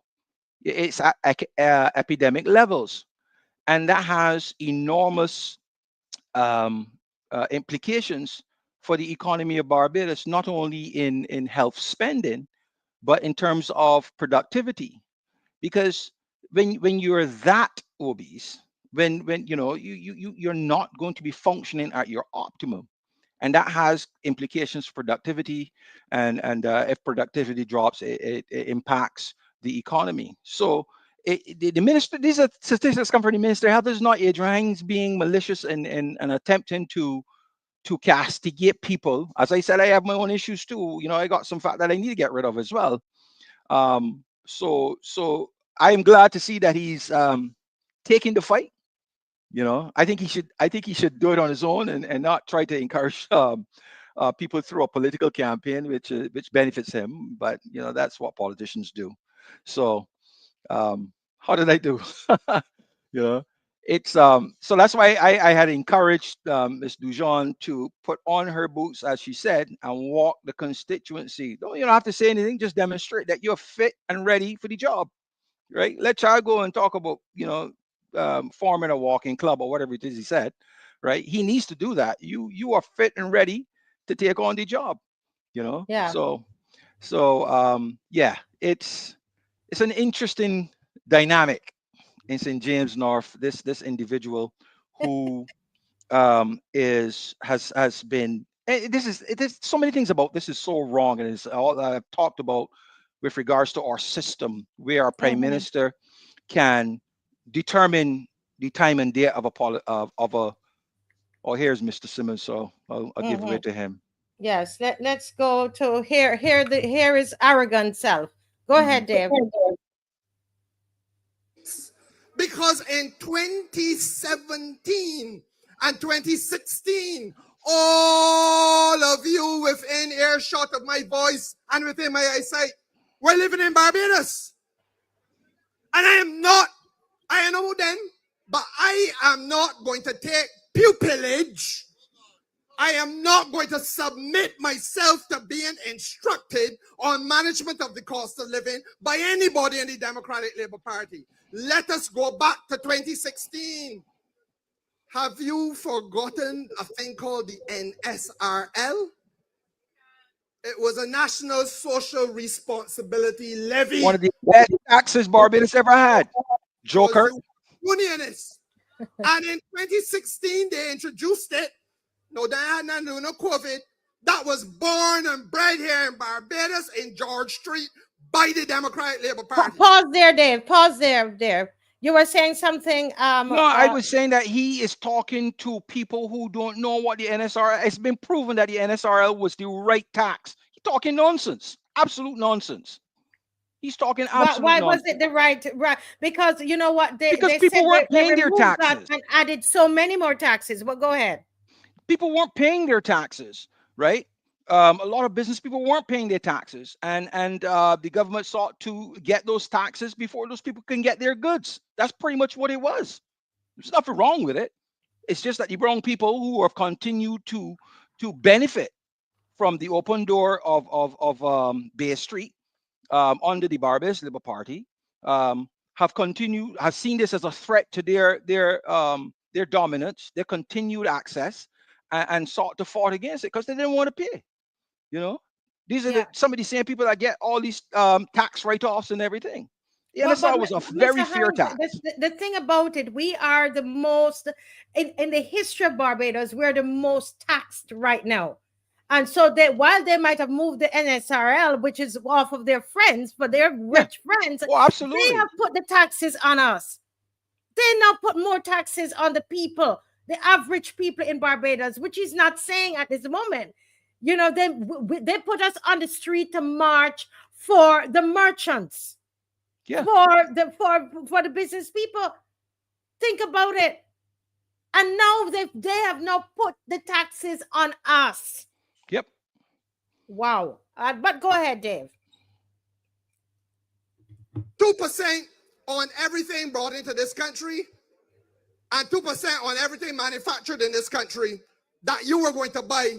2% was the tax. Lord have mercy, by 2017, they went into the Parliament of Barbados and they multiplied the tax by 5 to get 10% on everything that come into this country. This on top of that here. This on top of that. I want you all to cast your memory back. Part of what has happened in this country is that we have been so successful as a government at rebuilding this place that people have forgotten the pain they went through. 2017.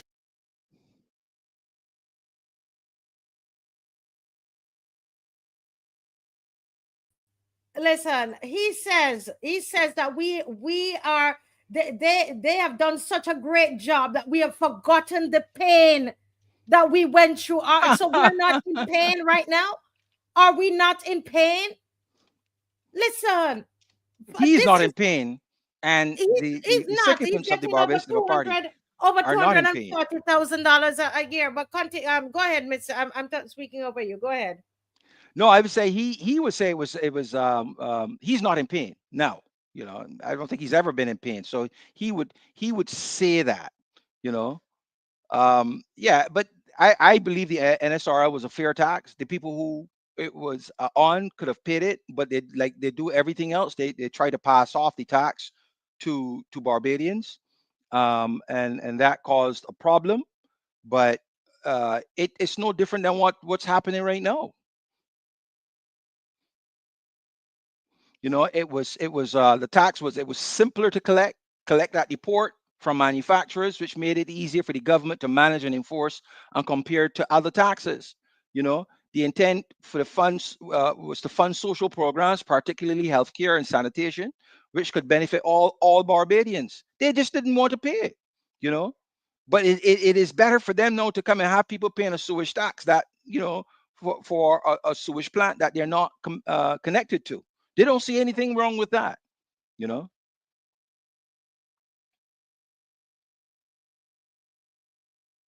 Am I on by myself? No, we're trying to find the exact section of the Kerry Simmons speech, right? But let's and the argument that it caused prices to increase, true. The fact and that they're going to remove it with the intent that prices would go down. Prices never went down. Prices never go down. You know, let's ask the people. They moved the NSRL tax. Did the price go down on the goods? Anybody? They removed it. How did it affect your life? And then how many, write in the comment section, how many taxes did they add? Go ahead and write it.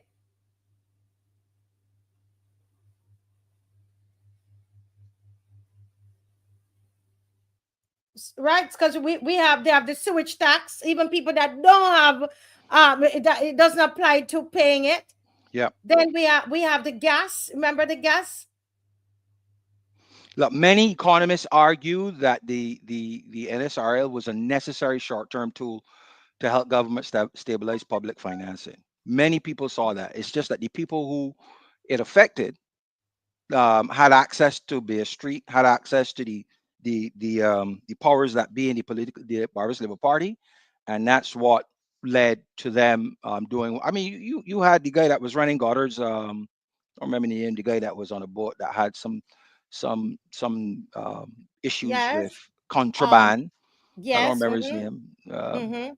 Yeah, he threatened to shut down Barbados and Stuart turned around and said, "It sounds like I need to evoke the Emergency Powers Act because you seem to like want to cause this destabilization." And I wish he should have done that. There's too much fear in Barbados among people that look like me, for people that look like that guy that said that, and those mulattoes that think that they're better or that they're more like that individual that made that comment, and that they can always be condescending and talking down to the rest of us. And Kerry Simmons is part of that.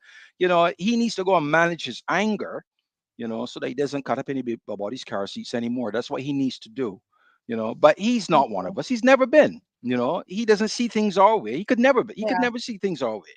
Right. Let me just ask somebody, anybody has the clip, because we seem to not be able to find it on the timeline here. Anybody there was a clip that was going around with Mrs. Simmons saying specifically that it is not his fault nor the Prime Minister's fault why the prices have increased and why all of these things. If you have that clip and can send it to me, I would really appreciate it. Thank you so very, very much if you can. Because that's out there. I saw part of it today. I don't remember. Yes, I know it's there. I know it's there. Right. Yeah. So that's what they're doing, and people need to fight back. Yeah, people. But look at the taxes. So we have the tax, the fuel tax. Then you had the travel tax, right? And all these things that they have added: the garbage, the sewage tax, health levy. Right, all of these things they've put on us, and then talking about one tax that was on the merchants, okay? And they said they took it off so that our lives would be better, and it wasn't, right? But go ahead, go right ahead, Dave. That glass of water, bottle of water, please. But what I want to say to you is that we have a duty. Thank you, my dear. We have a duty to talk about cost of living within the context of how it is managed. And I know a lot of you have forgotten the record of the Democratic Labour Party. And inasmuch as my friend, Mr. Thorne, is just down the road, then I want to talk to him about why apparently he has forgotten. Because, comrades and friends, this country is not an isolated republic all by itself in the world. We have to deal with the slings and arrows of outrageous fortune the same way anybody else has to. It is not my fault or me and MOTTLEY fault that there was COVID, but COVID had an impact on the cost of living. It is not my fault or me and MOTTLEY fault that there was a volcano in St. Vincent that erupted, that we get more ash in Barbados than St. Vincent had, but that had an impact on cost of living.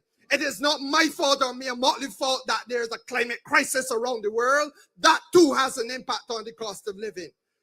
Let us be real. When Ralph Thorne is talking, we have now to break this thing down for everybody to understand but I believe you understand it better than he thinks. But pause right there. Pause there, Dave. Pause And there. likewise, Mr. Simmons, it wasn't Frondell's store or the DLP's fault that there was a huge housing crisis in America that spiraled across the global economies and led to 10 years of economic hardship. But you all painted that as a locally caused problems. Y'all are dishonest. How comes now global issues, right? It's not the fault of this current prime minister, but in a past time, a significantly global issue was the fault of a local prime minister. Ridiculous and dishonest. Yeah, and that's the propaganda that they call the lost decade.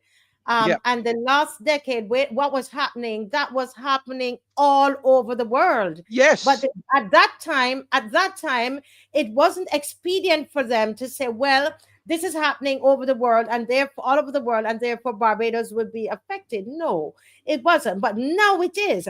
Now you're going to blame everything on COVID, everything on climate change, everything on the ash. Will be it will all be blamed on that. And I am saying it is your fault and it is Mia Motley's fault, because she's the greatest prime minister in the world. She should have been able to do something about it, whether she like it or not. You know? I blame her. Yeah, they were supposed to come in, and all of this talent. Remember, they talk about that they had. Yes. All of this talent and all the things that happened.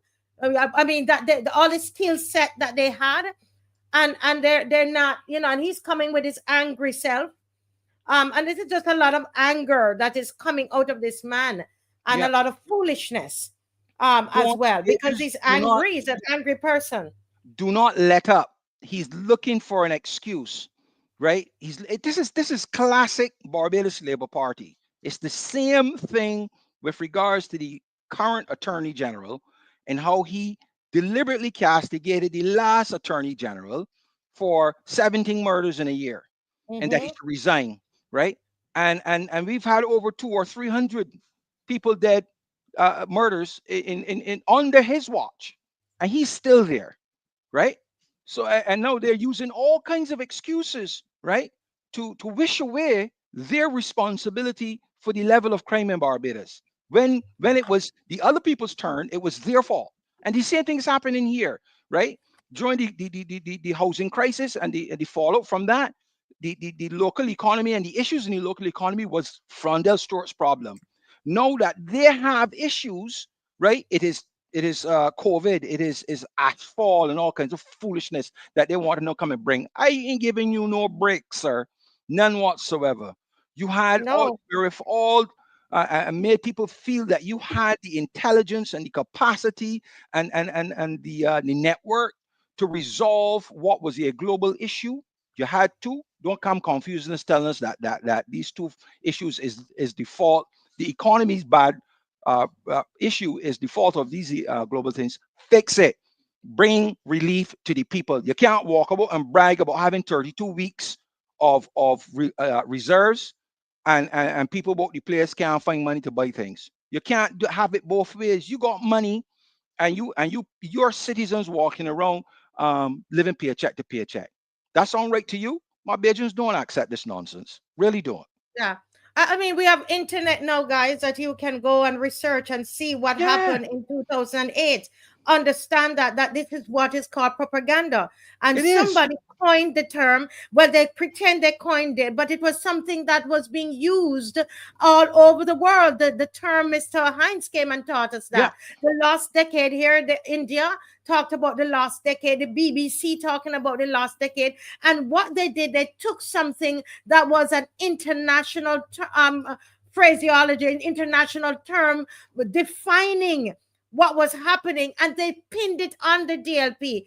And as Mr. Hines would always say, the DLP did nothing about it. But look at them now. What are we going to call they're blaming everything else external. Everybody else except themselves. Yep, everybody, everything is to be blamed. The crime is the fault of parents. It is the fault of I don't know, gangs. It's the fault of everybody. It cannot be solved by the commissioner of police. It cannot be solved by the attorney general. All of a sudden, can't be done.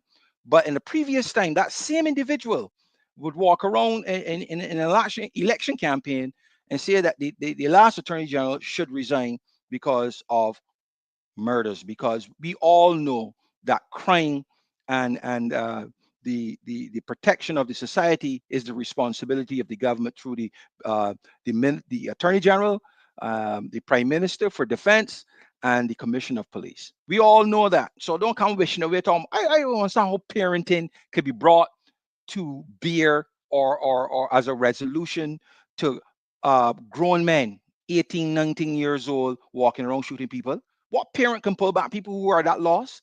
This is a police issue. This is a government issue. And they're hiding behind this all the time. Well, we know why to some extent, you know. But this guy is a big joke. I don't understand why St. James He's Central an is angry joker. He's keep angry. re-electing him. I really don't. Yeah, I really don't. Yeah, but as somebody said, leadership though, Kerry Simmons and Mayor MOTTLEY and the whole gang that's getting over 200 and something thousand, they will talk all they want to talk. They will sing, they will talk, they will dance because of how much money that they are getting. Good leadership, as somebody put in the comment section, a good leader is going to respond to changes. You're going to have to understand how to pivot. What you're going to do. Huh? I put it simpler than that. A good leader is a leader that people, the citizens of the country, voted for and continue to hold to account for their interests, and that they stand ready to remove them when they're not doing the right thing. That's what a good leader is. A good leader that knows that he has or she has to account to the people every day for their stewardship. Right? It's impossible for this prime minister to do that. People walking around talking, my government, my ministers, my people, my country, everything is mine. And I just heard Mark Carney, who she wants to praise and wants to jump on his bandwagon, gone to the White House and told Trump pretty much that he just had a meeting with the people who owns Canada. He referred to the electorate as Canada, as the owners of Canada. But our prime ministers walk around giving people the impression that she owns Barbados and that everything is hers, my government, my this, my that. It's annoying to hear leaders in these little islands walking around talking about my, me with regards to a country and its people. Just ridiculous, you know. But these people have no humility, none whatsoever. That's the thing about it.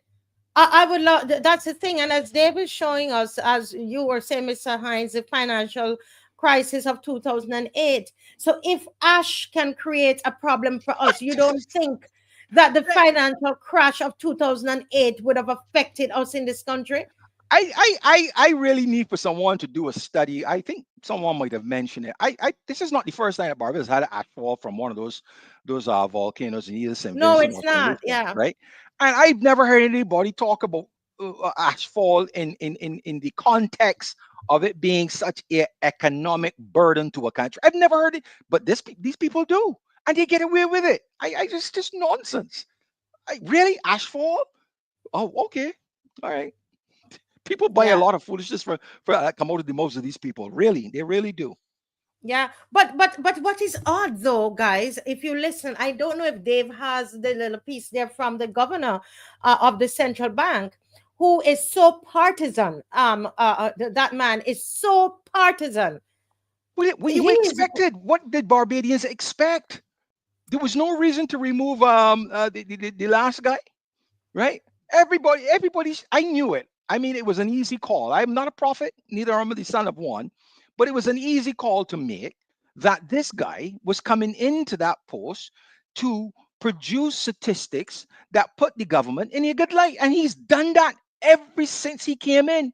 And every economist, Carlos Ford, Michael Howard, they have all taken his assessments to task because people see it for what it is. It was clear that that's what he was coming in to do. I have no respect for him, but he's doing the job that he's been selected to do, right? To do it. to come out and tell lies, to come and tell the people lies, dress up in a suit, and because he has all the letters behind his name, we believe that what he's saying is truth. But then, if he says, listen to me though, the governor says that we are having the best economy, that people, don't you see how people are spending and all of that, but then why is Mr. Kerry Simmons finding excuse for the economy?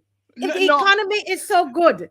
Yeah, not only that. No, that's what I'm telling you. These stories are so mixed, and that's why I tell people you just need to listen to these people, and you would realize the cacophony of disjointed information. They're not coalescing. They can't coalesce because all of these comments and statements are politically driven. So they're going to mess up at some point. I mean, the IMF is now coming out and saying that tariffs is going to cause the economy not to grow by X amount, but somehow little Barbados, that is being affected by ash fall, is going to have an economy that grows in spite of the global economy that Kerry Simmons is blaming for.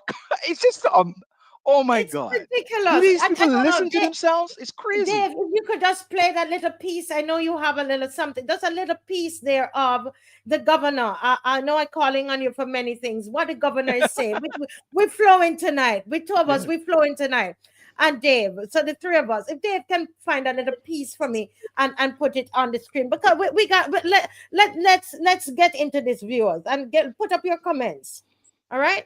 And the phone line is open, guys. The phone lines are open. The phone line is open, and I want you to call in. Let's talk bread and butter tonight. Okay. Go ahead, Dave. Thanks.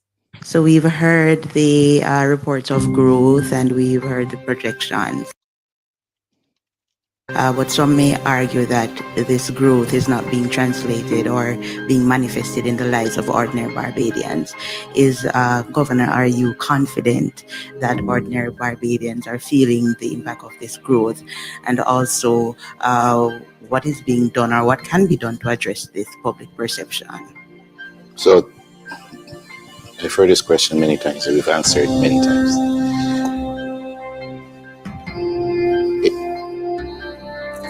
Growth, to inclusive growth, development is a process whereby we continue to build out a social component of it. So what I've seen, based on being on the ground, moving around, is that it's happening.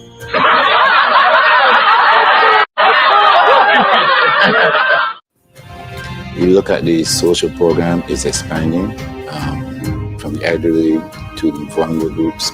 So when those funds start to service the Barbados Labour Party, we are all going to be in trouble. Don't support the march and let the government see and let the government get away with this. When you're then looking for a pension, like Long Beach used to say, "Capo smoke the pipe."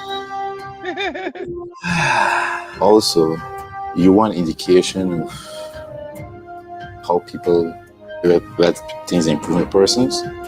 Look around and see how many residential properties persons are putting up, how many additions persons embarking on, adding on days to their homes, expanding. And let's be real, economics is being real. Look at life. You see an event in Barbados not supported, worse than it seems? This Ward 66 is the sweetest place anywhere.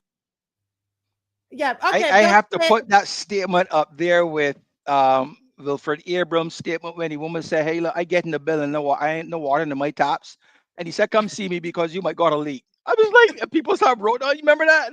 Yeah. No, but this is just like that. I mean, they are so delusional.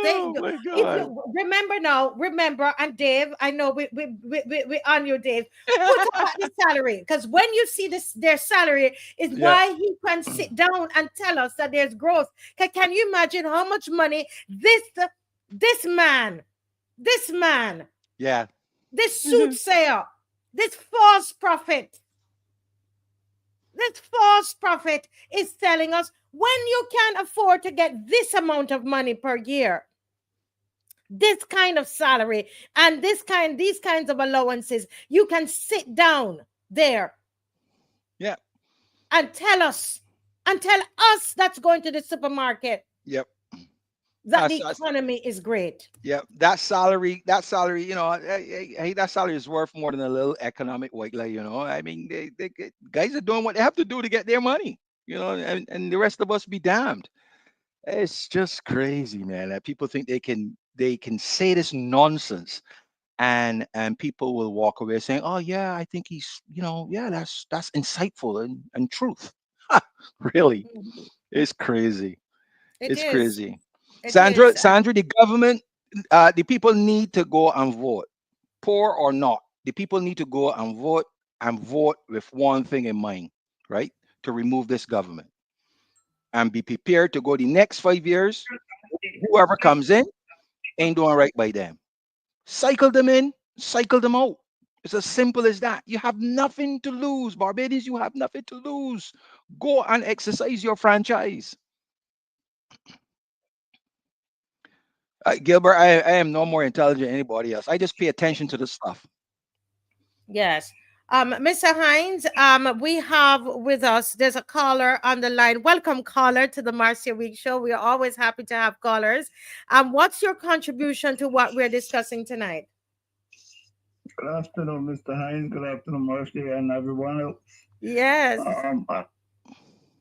Good night. I'm not hearing it.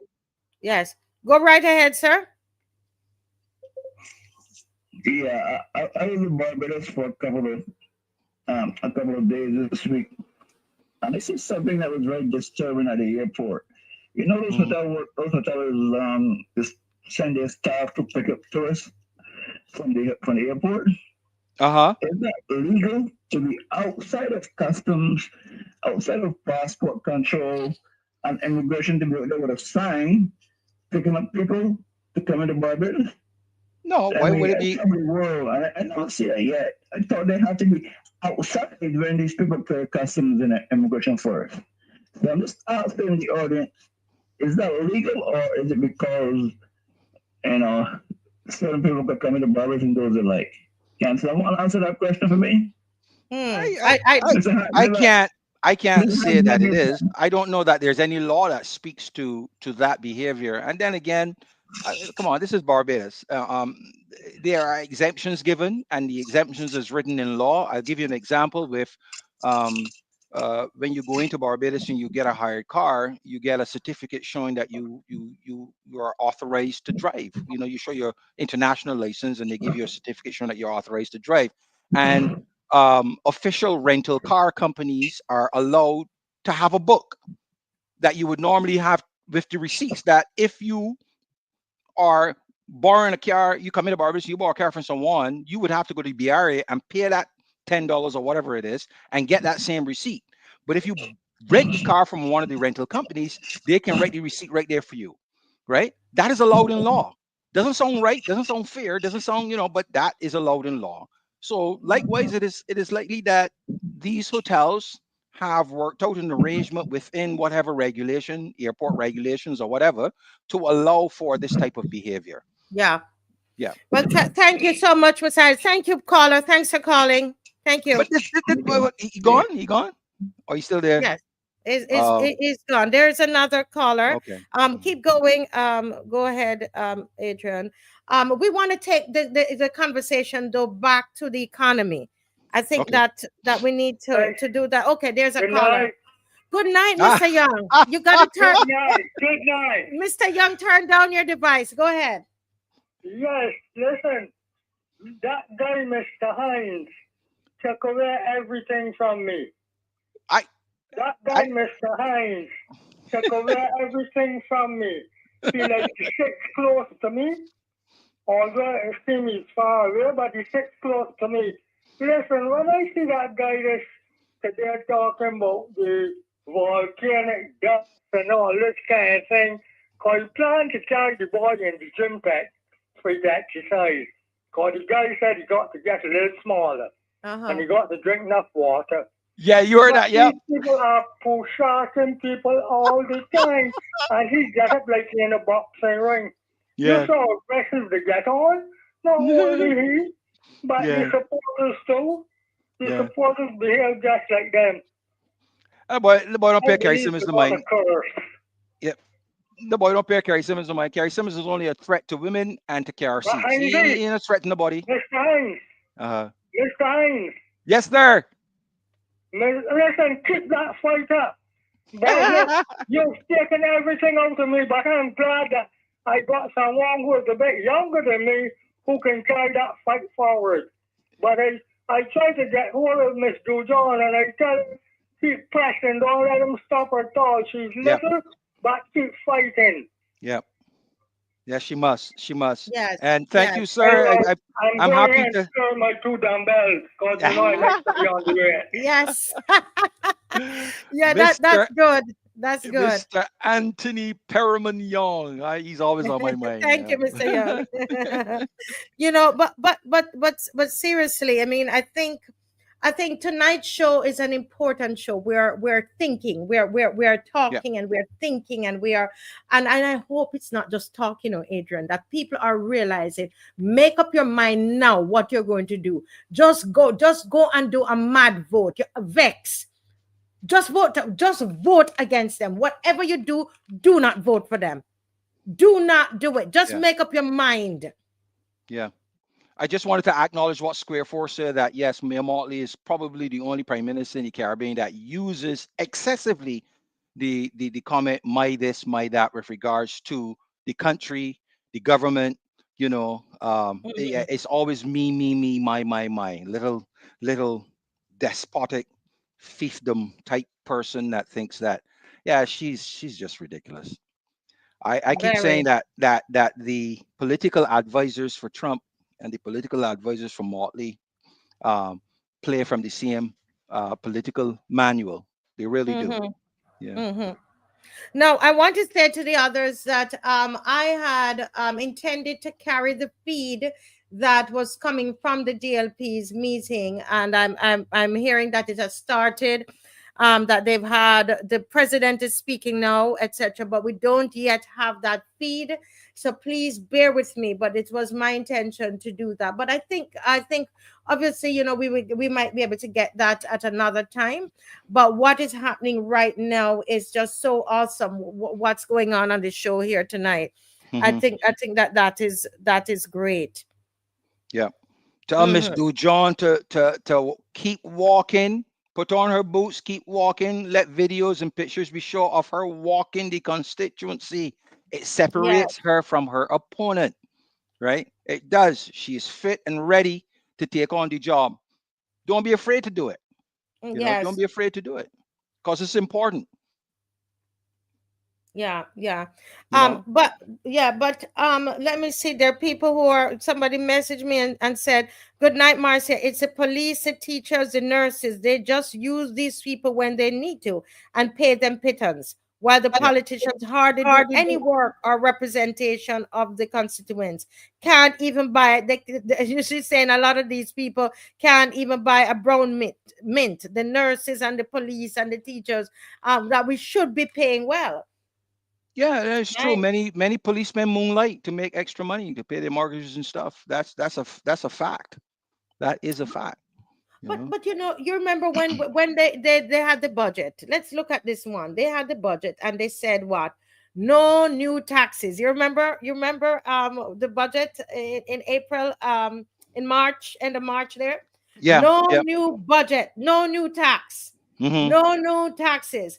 But then, guess what? Somebody here is saying that they were in Barbados over the last week. I rent a car. I asked, what is the government going to do with the $10 tax? This is the kind of trickery, the sorcery that happens. Trickery. But that's where the media should come in to call this out. You know, that soundbite, no new tax, is from George Bush Sr., right? He did that and then he lost because he had to go get taxes, and the people didn't forget him. As I tell you, people, you got to vote your interest, people. There's nothing wrong with that. It doesn't make you less patriotic to say, hey, what's in this for me? You know? So yeah, hold these people to account. Don't let them get away with foolishness, or stop them from getting away with foolishness. Yes. And I think, Dave, you have a little bit of something there on the screen. Is this I think I have some stuff there of them leaving with the Took band. If you check Dave on the mic on the move, I have some things there of just when they're leaving the procession and so on, etc. And the interviews. So we probably can look at that. Yeah. So guys, the line is open. We're gonna ask you to call in. Call in, and we're reading the comments. Read the comments there for me, because we want to keep the viewers in on the discussion tonight. So everybody just read the comments for me, and let's highlight and if there's anything that we need to discuss, you can check for me, that's relating to the economy. I think that we need to focus on that, and then if not, we're going to go right into this witch hunt that they are calling on against Miss DUJON. Okay. Any comments there? Any comments there, Adrian? What witch hunt is this on DUJON? Oh, you mean about her nationality? I'm sorry. I was looking first in the comment section. Anything on anybody saying about the economy that we could discuss? No, I just saw the comment there that the person said they paid a $10 tax for the car, and I was wondering if it's $10 per day or if it's $10 on the total that they paid. If it's, you know, right. Can somebody clarify that for us? Is it what it is? There's a call coming in. Let's go to this caller. Good night, caller. Good evening. Good evening. Good evening. Good evening, Marcia. How are you? Great. I was hoping that that you would call in tonight. I don't know if you had any chance to watch the show. I did see some of the meeting with Mr. Simmons. Yes. Is that what you're speaking about, Arthur? Yes, we were looking at Mr. Simmons. So you know, right. Yes, go right ahead. I would say, Marcia, he addressed the cost of living. But if there's wastage, and there's a lot of wastage going on by government, and I see Marcia is gone again. Oh my goodness, Noel! Thanks, man. $10 a day. That day, 1 out of 365 days, 1/365th. If you cannot give that, it means that you're really up to your neck. You're really up to your neck in a structure. All right, you're confined. Now, I am looking at something very seriously. The people in the north will be voting. It's an opportunity for them to come out and either break the contract or continue with the contract. And the country is being held in trust by the government. There are trustees. But that doesn't mean that you can do as you care or as you like or as you please. Trust law does not allow that. And if you now have an opportunity to say, we are not in agreement. We are not in agreement with wastage. We are not in agreement with or travel, bus transport. We are not in support with the utilities. People are crying out about water. We are not in support about the roads. This is the fine time to revoke the contract and show Barbadians that we are not pleased, and tell them you got to get this. You got to get it right. No, let's take buses for example. Yes. And Mr. Hines, from his at times he seems to go into a slight tinge of a Canadian accent. I don't know where he lives at the moment. But when you talk about transport, you have to hold up the London and the Canadian models. I lived in Montreal, and I can, as a student, I can tell you, their transport systems par excellence. Visited England, London many times, par excellence. Now, we have bought more buses, and we are seeing the same numbers of people cramped out at bus stops only over that long weekend. And you're asking, but how is it we are buying more buses and the transport system doesn't seem to be getting any better? Now, this is a classic example of wastage. We have, I think we probably close now to 100 buses or what have you from China. I said to myself, recharging, I wonder how long it takes to recharge a bus. And I did my research. and it seems as if it can take from between 4 to 6 hours. So I average it at 5 hours. Mm-hmm. And I ask questions. So what about if you have a long haul? They say, well, let's say you go to the castle, Sam Lord's Castle, or let's say you go to Bathsheba. Out and in, have been made to understand, could be 2 hours. Now, apparently, those buses can do 2 such trips. Out and in, out and in. So that is 4 hours. All right? And then it has to go in and charge for 5. 5, right. Hours. Okay, 5 and 4, 9. By the time it's ready, it will go another 4 and go back in for 5, and it is midnight. Yeah. 5 and 5, 10 and 18. 18 hours is very useful daily function. Now, 10 hours. 10 hours. If I'm wrong, I'd be glad if somebody corrects me. 10 hours out of 18 is more than 50% downtime. Mm-hmm. 10 is half of 20. 10 over 18, you're the lady with the figures. It is more than 50%. Now, if you are going for technology to replace an older technology, and it is less efficient, you don't go for it. It is foolhardy to do that. Now, the old time diesel bus will run until the end of close of play. So in other words, if you buy 100 buses, you got now to go and look for 50 more buses to fill the gap, the downtime. All right, and that doesn't make sense. You have to pay for that. So when the Chinese give us a additional, what was it, 30 or whatever, they didn't give us because they were gratuitous. They gave us because they know that the system, it is inefficient and it is not coming up to scratch with the old diesel bus. So you have that. You have the water wars in St. James. People going north. People are drinking clear water. I know about Creedence Clearwater Revive, but my gosh, they're drinking clear water. You have youth unemployment. How is it? I hear this statement coming in all the time. Young people don't want no work. They don't want no work. But you're going to take the same young people in a couple of days' time, give them placards, give them stickers to put up, go on cavalcades. All that, no, they don't like work.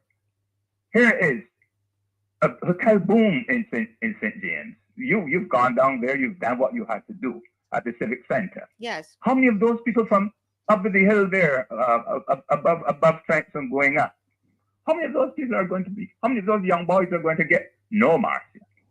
3 weeks ago, I was at RBC Calamarock, and I saw about 20 to 30 olive-skinned people, soft hair, chisel features, nothing Afro features. And they were all talking and milling around. So I said, go and check how your Spanish going. And I threw out a question or two. I found out that there are Cubans. I have nothing against the Cubans.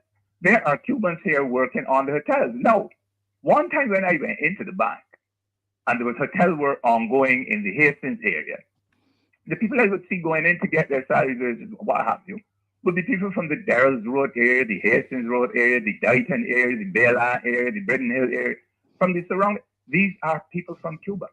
And I've been made to understand that there are quite a few Spanish extract from Central America who are here doing this contract work. Now let's look at the Basta Bathsheba road restoration, rehabilitation. Here it is. The Chinese lend you the money, they fund it, then they execute it, then they subcontract it, and then they bring their people here to work on it, actual labor work. All right. So what is there for the young people of St. James? I am saying this is going to be a very tricky by-election. I've seen by-elections before. I've seen the one in St. Philip North, and I always use that as my benchmark, where David Simmons was not supposed to win that seat, but he won it. Yes, he did lose it in the general afterwards, but he did win it. And I'm saying I will give you some statistics here to show you, Marcia, that the people of St. James as a whole, because I see it as one parish. Caller, if I can ask you, can I tell the people who you are? If the yes, you can do. I fought elections. David, Gill voice is well known. He can't hide. No. This is a former Senator Gill, okay? Yeah, he can't hide. Senator and Member of Parliament. Member of Parliament for the BLP, right? I sat in both chambers. Okay, so I sat in both chambers. So I'm allowing him to continue for another couple minutes. Go on to the next point. Yes. What is going on? You remember some time ago when there was discontent, you had the what was it called, the Arab Spring? Yes. Right, and then they had one called the sit-in or the sit-out in England, and he was the Archbishop of Canterbury, Rowan Williams. I think that was his name. I'm not sure if he's still alive. He quoted a part of the Anglican Communion prayer, and he said, when he was asked, "Are you in agreement with what the young people are doing? How they're staging these protests in London and the university, etc.?" And he said, well, he was speaking about the contract that of the manifesto, because a manifesto is a contract. Yes. The contract which they had signed, and the people seal the contract when they give you the X. So you will now use an X to unseal that contract and to give Thorn a hand. And this is what he said: they have left and done those things which they ought to have done. This is the government. Which they ought to have done, and they have done those things which they ought not to have done. And when I see what is happening here, his quotation or prayer, which speaks about a failure to fulfill an obligation, and this time it is a manifesto obligation. I say things are just perfect and in place. Now, let me show you how this slippage has started. Don't think that these fellas who you hear coming and talking from St. James, that's wrong. The slippage starts from, well, you could almost say the Prime Minister's constituency and working north, but let's leave that one out, because she still would have a lot more slipping to do. But let's go into Miss Cynthia Ford's constituency. Cynthia Ford slipped by 2,070 votes. 2022 over 2018. She got 5,038. Her votes were decimated in the second election. And don't jump to say that it is COVID which caused the people not to have come out. Come south. Go into St. George North. All right. The unionist, her vote, I think, went up marginally or flipped marginally. Go into St. Philip. You will see that Mr. Dr. Esrick's vote, his vote went up appreciably. So did Michael Lashley's. Okay. And Mr. Gill, if I may interrupt, the voter turnout or non-turnout to be an indicator of the pandemic. Then you go now to St. Lucie, you would see that Verla de Pisa, she held on to the vote which her predecessor Kelman had left behind. Right, so she scored something like 1688 as opposed to Kelman's 1789. So this abuses your mind of the fact that of the non-fact that COVID caused people not to come out. Let us go to that. So St. James North, Hinkson slipped by 1,190, almost 1,200 votes. Really? Yeah, you. St. James Central, the same Simmons, he slipped by 1,156. In St. James South, Sandra Husband slipped by 1,133. Now, her constituency showed about a 3% higher than the rest of St. James. But you know what? Why that was so? That was so because as occasioned by the Ronnie Yearwood's vote. Ronnie Yearwood totaled 1,674 votes. And 1,633. But his predecessor, Mr. Donald Ennis, 1,674. So that was a very good performance by Verla, and it was also a very good turnout for Ronnie Yearwood. So I am saying, and if you go next door into St. Peter, you would see that in St. Peter, he what's his name again? The Minister of Employment. Jordan slipped by 1,006. It's been honorable. When you're speaking about, people tell me, give him a title. When you're speaking history, you talk about Trump. Okay, you don't want the honorable Trump. You speak about Thatcher, not honorable Thatcher. Oh, Thatcher. So I can afford to say Jordan. Jordan slipped 1,638.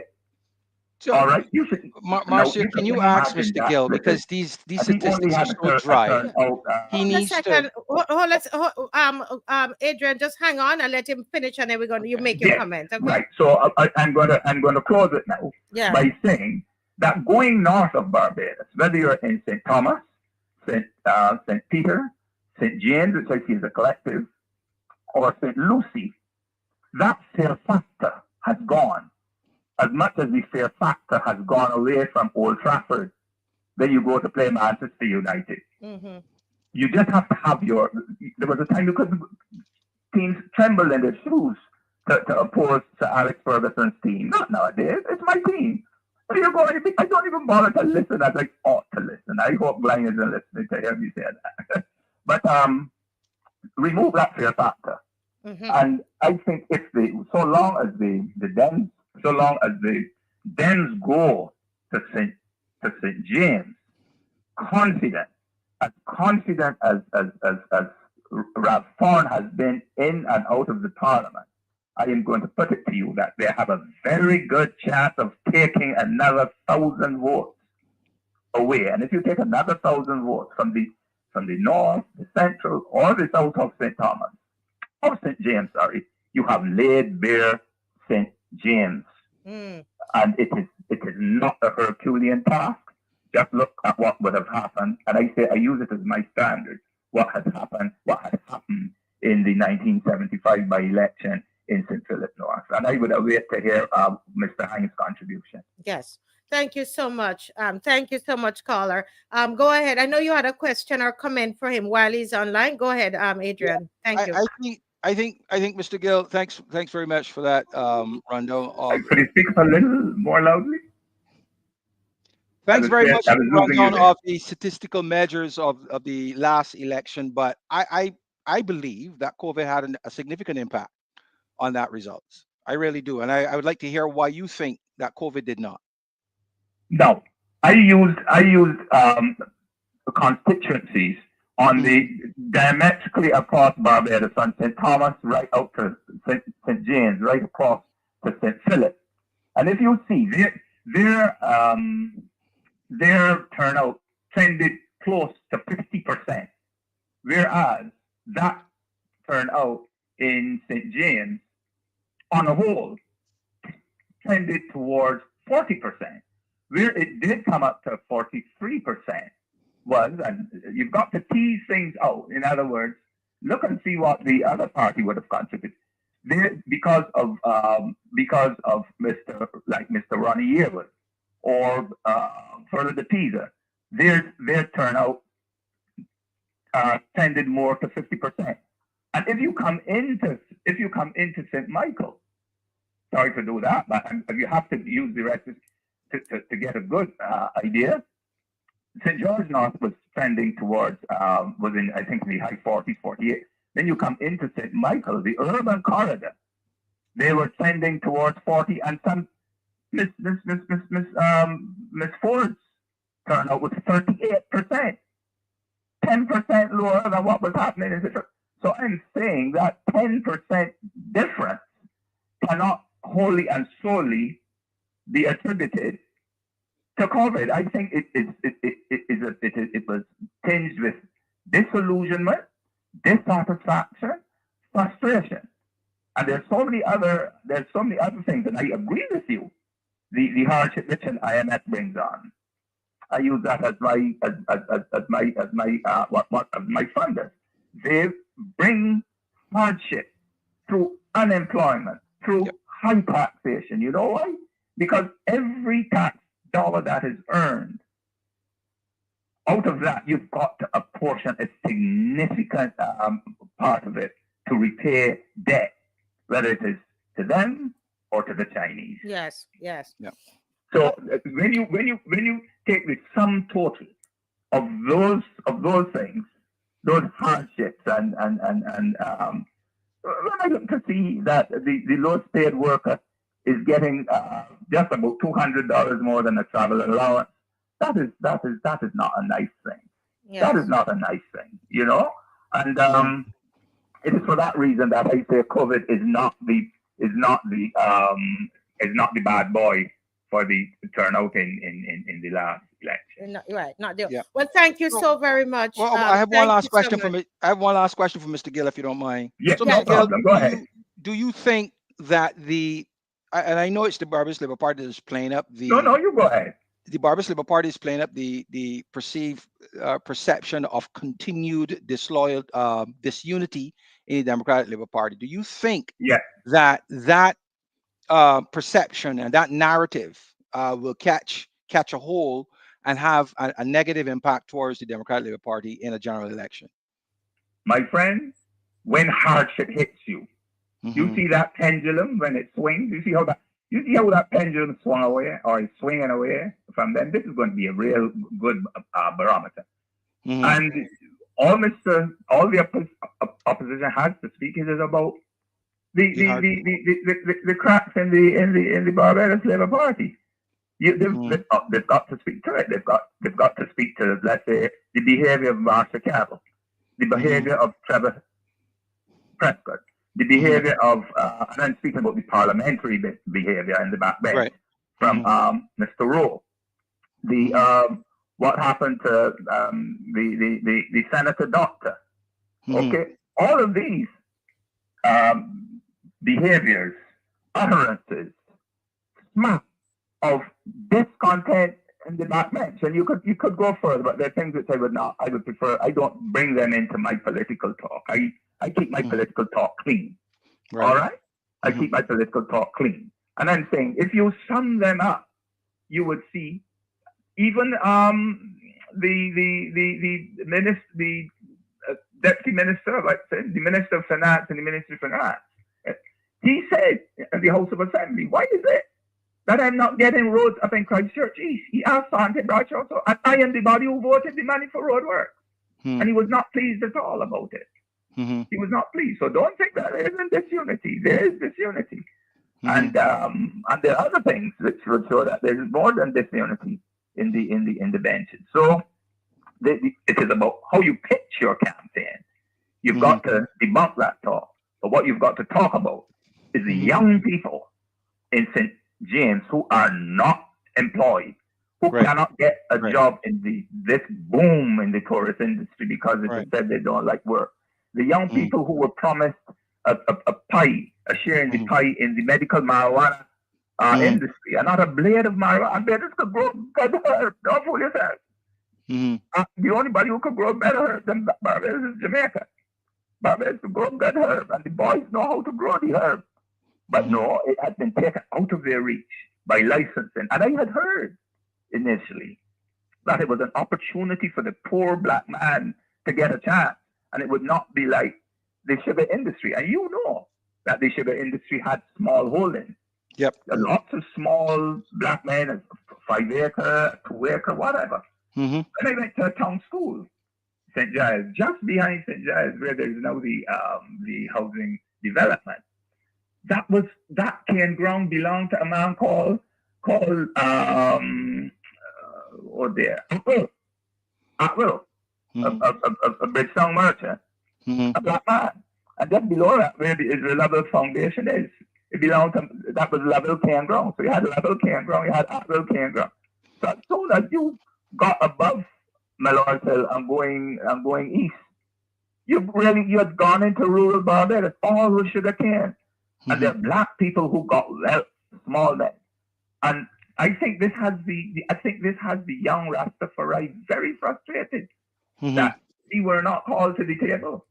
Right. You see, so there are all those things. And you take the sum total: water, transport, opportunity to share the or being called to the table for marijuana, crime.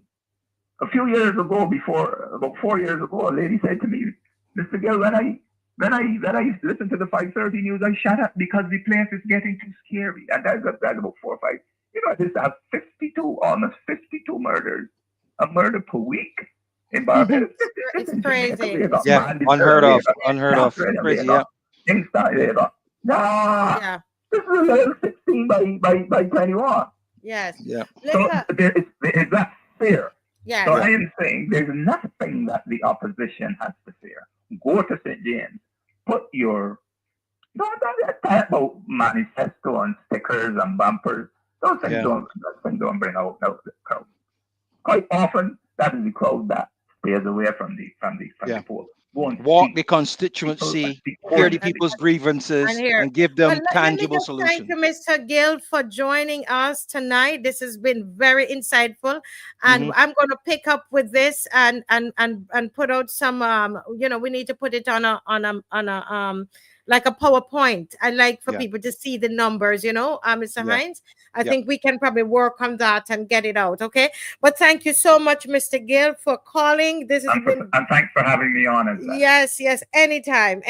Thank you so much. Very... Take care, Mr. Hines. Yes, thank you, sir. Appreciate it. Thank you. Bye now. Bye. Wow, that was very good. I mean, it's good analysis that we can sit down and break it down some more, Mr. Hines. But let me just we want to look at this witch hunt before we go any further, because I announced it. Right? Yes, where DUJON is being targeted. And we have on the screen a press release, and then I'm going to ask Dave after the press release. We have a picture there, like a thumbnail with four persons on it, DUJON and 3 others. It's in the WhatsApp that I'm going to ask him to put up. But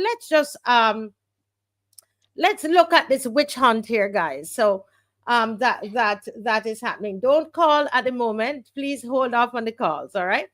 All right. So this is a press release from the Democratic Labour Party concerning the St. James North by-election campaign. Being a voice for the voiceless, we must have the courage, it says, to speak those words from the opposition, Ralph Thorne, as the Democratic Labour Party held a forum entitled A New Vision for St. James earlier this week, under the theme Courage for the Voiceless, Standing Up Against Injustice. The opposition leader issued the charge to party faithful to remember that there was an urgent need for the party to listen, respond, and speak on behalf of those citizens who feel as though their concerns are not being heard by government. Highlighting one particular incident, the opposition leader showcased how many individuals are dealing with concerns which require assistance from relevant agencies. What unfortunately is occurring is that some in our society are suffering in silence. We must have the courage to be the voice for the people who suffer, for the poor man, for the voiceless. We must have the courage to do this, he added. The opposition leader repeated the view that the people must be given the option of solid leadership, starting at the individual level within the communities with representatives who focus on their issues. It must be morality over money. He mentioned in terms of what was offered up as to reasoning for selecting people to represent you as in a constituency.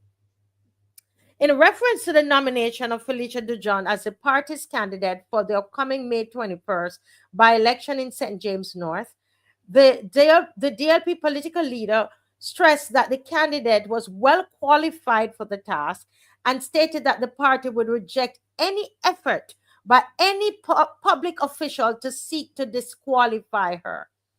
He maintained that DUJON was well qualified to serve in the lower house. We reject any effort by any public official to reject Felicia DUJON, who is a citizen of this country, who is married to a Barbadian man, who is a mother of 2 sons born in Barbados. We reject any effort to disqualify Ms. Felicia DUJON from contesting this election. Any government that is so desperate to maintain a 21 parliament that any inquiry would be made to the possible disqualification of Mr. John, he added. Thorne urged Barbadians to pay attention to what was going on in the country and for this by-election. Right? Okay, so I'll stop there because of time. Now, can I just say that yesterday, before this press release came out, and before it was on the news today, because I heard it was on the news today, I was walking in St. James North, and Mr. Hines, somebody called me over and said, Marcia, do you know that it's there's some query about Miss DUJON's citizenship, and that they are seeking to lead an investigation into whether she's a Barbadian citizen. I said, what? I said, but didn't she show her passport to when she paid her $250? And from the time she paid her $250, Mr. Hines, or she filled out the forms, shouldn't they have checked to see if this woman was a citizen? And in order to get a Barbadian passport, I have a Barbadian passport, though I'm born in Jamaica. I'm a citizen of Barbados. I had to produce all of my marriage certificate. All these things had to be produced. So how could she have gotten a passport, right, and not be a citizen of Barbados? It wasn't making any sense. Now, I noted something, and I don't know. I wasn't in the room, but I was outside with all the other media. Felicia DUJON, who is a citizen. Okay. And I was outside the room, and I was looking in the room. We were all the media. We were outside where they were doing the signing up the documents, etc. And Dave, if you could put back the picture as soon as possible for me. And I was saying, why are they taking so long? I was told that that process should take about 15 to 20 minutes, Mr. Hines. They had I'm sure it was over an hour. I stand corrected. They had Miss DUJON inside that room. And I started to I said, wonder if something is wrong. And I was asking people who had done the process before, who were waiting outside. And they said, no, but when I went, the longest it took was about 20 minutes. Right? And nobody could figure out. I don't know. I am just bringing this up now because I didn't speak to Mr. John and about the length of time in that room where they were filling out all the forms, etc. I don't know what happened. I just wanted to share that was a concern for me because and then when I got out, when I started to research, I did a little research and found out that that there was some investigation, it seemed, that was launched into, and here it is. That it seems like they're the public officials. Well, this says public officials were questioning her citizenship. What are your thoughts there? Well, that's fine. You sent me a clip to today. I listened to it recently about someone wanted me to speak to this issue, and they made reference to a similar thing occurring with Obama, which is correct, right?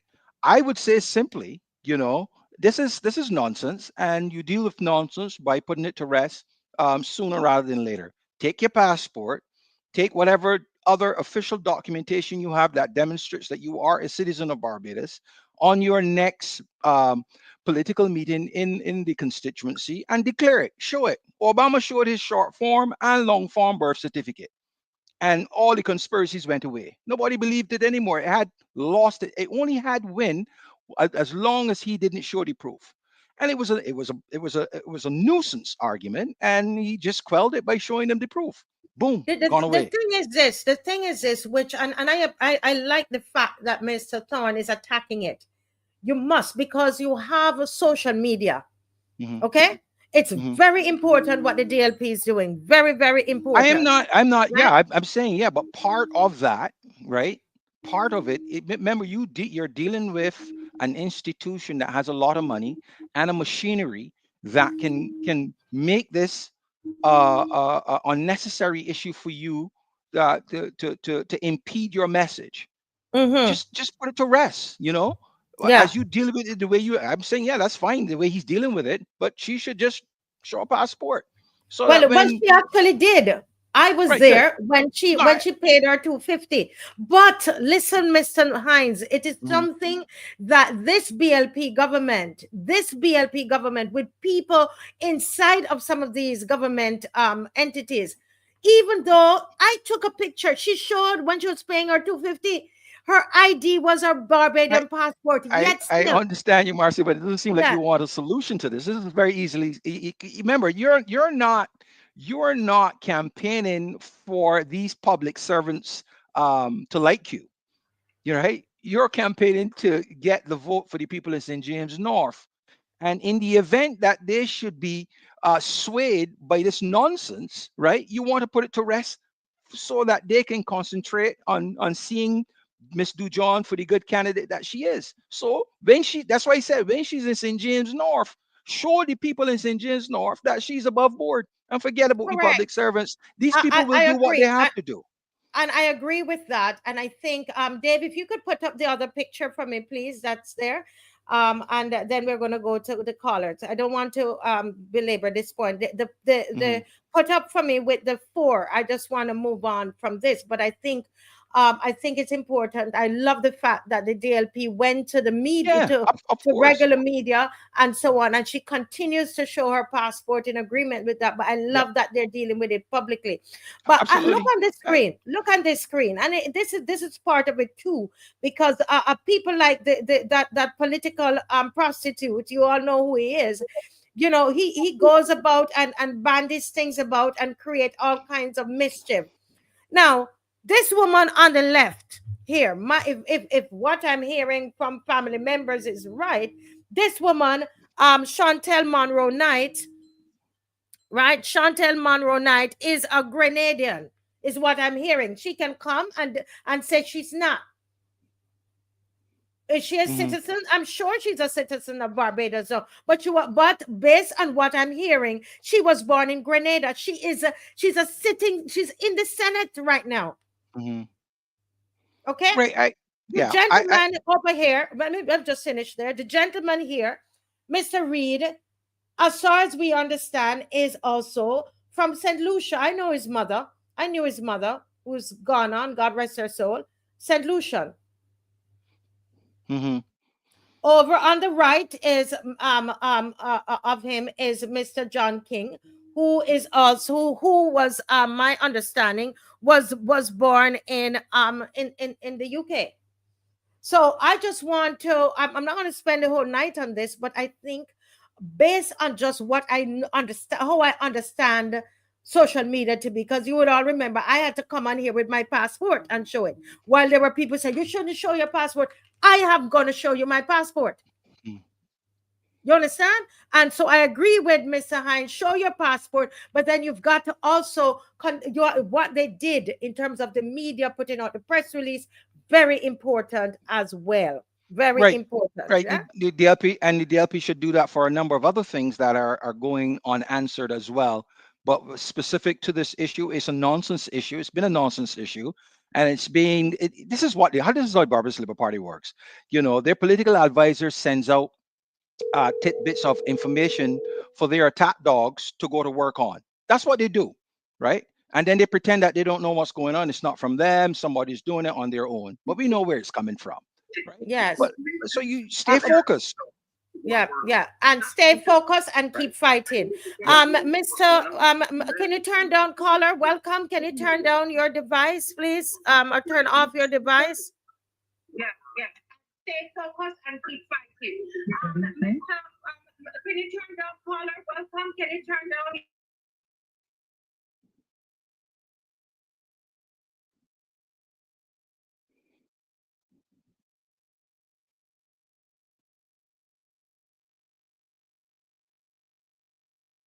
Yes, it is better. Welcome to the Marcia Week Show. This is Miss Rose Corbin. Go right ahead, ma'am. Yes, please. Thanks for the opportunity and good evening, Mr. Hines. Hi, Rose. I'm calling to speak about this matter concerning candidate Felicia DUJON. And I am appealing to the Prime Minister, who is the chair of CARICOM. Correct. Nip it in the bud. Ms. DUJON is a member of CARICOM and a citizen of Barbados. And there is a kind of xenophobic histrionic behavior surrounding Ms. DUJON. And I am appealing to the leadership of the Prime Minister, who is the head of CARICOM, the chair of CARICOM, sorry, and who promotes Caribbean unity, that her supporters and those who are jumping on the bandwagon, promoting the lawlessness and perpetuating that kind of behavior and thinking to stop it. It does not sit well on the landscape. And it concerns me, and this is now in the interest of Barbados and democracy. And that this is harassment now and bullying. Yes. And I can only appeal to her. And I ask another question too. Were it another citizen, we are opening our floodgates to the Chinese, to the Europeans, to what about a friction when they come in and they choose to become citizens, and any of them choose to run for election. And we have had persons from other who were not born here, who have represented Barbados in the House of Assembly and in government. And I'm saying that this must stop. It falls just short, or not short at all, of political bullying and harassment.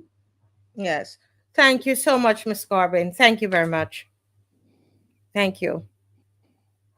Thank you too. Yes, very well said. Thank you. Yes. As we are, listen, we are 2 minutes to 10, believe it or not. Time flies. Time flies. Yes, well, we're having fun. I thought we had a great show tonight. Listen, I just want to say something here that I think people, I want to make this very, very clear that I'm not seeking to body shame Mr. Chad Blackman. Somebody, had messaged me since the last show. I think what Mr. Hines is saying is that because we did not bring it in his size, he brought up his size. He brought up the fact that he believed, or not his size, but he said that he's not, he's not healthy as he should be. All right. And so he brought that in the conversation. And Mr. Hines, I believe what I heard him saying is that it's good that he wants to do, wants to be healthy. But like Mr. Hines, I do not think that he should use that, make that a political thing, that he's going to walk. No, do you go, and if you believe that you're unfit, then get yourself fit. You have a lot of work to do. But to believe, to make it a political thing and you're going to make something out of it, mind you, I was told that he would have been I saw on one of the influencers pages, or I was told, I didn't see, that he had been in there for quite some time. But he never thought that he needed to lose weight at that time, a year ago, or whenever he went into the constituency. He's now using it as a political ploy. Yep. So it's okay for him to do that, but Mhm. it's not okay for someone to make mention of the fact, as he did, that NDCs is a big problem in Barbados, which it is, right? It is. So I don't understand. I do understand. I mean, it's, at the end of the day, I do understand you have to protect the show and everything, but I do recognize when a person is using what is a sensitive topic to play politics. That's Yeah. what is happening here, right? And I say it for what it is, right? I say it for what it is. Yeah. So, and I have a request from a viewer. She tells me she watches every night. There's a viewer who needs some galvanized sheets. So if you have some galvanized sheets hanging around, she's trying to build up her garden, and the sheep, Mr. Hines, get into the garden, not the black belly sheep that they took to that die off in Guyana. But these are so we have some black belly sheep around, and they go into gardens and eat down things. I tell you, I have to throw some big rock stone at a couple of them going in my garden. So if you have galvanized sheets that you're not using, you might say, oh, they're old and you no longer want to use them. Give me a call, 236-7000. There's somebody that needs them. Okay, somebody needs them. Don't forget, there is a march about Ibrahim Traore, supporting him on Saturday not a march, it's a gathering, it's a rally, Saturday at 10 o'clock. All right. And again, we apologize that we did not bring you the feed, the stream of the political meeting, the spot meeting for the St. James North by-election by Mr. John. We did, and the DLP, we did not get to bring that to you tonight because I didn't get a feed. All right. But once it's out there, I'm sure it will be on their page, on their channel, and we will try to make sure that we can get a copy for you on our channel as well. Mr. Hines, sir, any final words that you have there for the people of Barbados? Well, specific to St. James North, I will continue to say to the people of St. James North, to vote their personal, local community interests. Forget about, the prestige, the academic bona fides, and all the other glorious things attached to Mr. Blackman's name. And view to these two candidates as to who is, in their opinion, bringing the message that most aligns with their views and with their condition, and give that person a vote. And also to consider, right, that one of these individuals has more of an interest to pay more closer attention to their local needs than the other. It is just the nature of how the political parties and how these two candidates are coming to you. And you should look at them through a lens that is of a personal nature. Get back out there and vote, and make your vote count, and hold whoever is elected to account at all times, and be ready in 5 years to affirm your choice, or to send them packing if they're not doing right by you. Always do that, and don't be fearful. Forget about party politics. Party politics has failed way too many Barbadians. It has failed you. So do the right thing for yourselves and your community. Yes. Very well said. Listen, Mr. Hines, you were amazing tonight. And I just want to thank you on behalf of the people of Barbados, the loyal opposition. We thank you for being on tonight and for sitting with me for all these hours. We appreciate it very, very much. And thanks to Dave. We were throwing things at Dave, and he was making them happen. Thank you, Dave. You did a fantastic job. Viewers, appreciate it, Dave. Yeah, bless you. And we are going to be on again, God willing, on Friday. Thanks to Mr. Stephen Strickland, who agreed to allow this kind of show to go forth, and decided he agreed that we would do the NIS another time. Thank you so much, Mr. Strickland. Great team player. We appreciate it very much. God bless. Yes, thank you. Have a good night, people. God bless you. Good night. Good night, Barbados.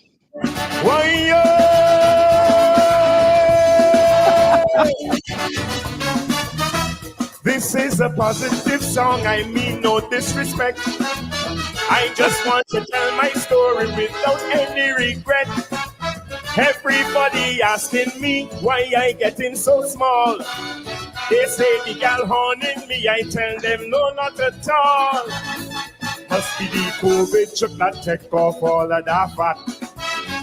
Or only walking cause my candy bank to come back.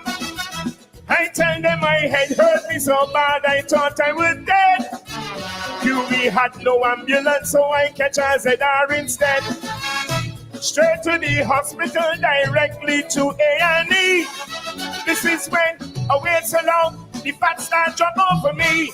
Yes, the fat start drop off for me. Everybody come sing with me.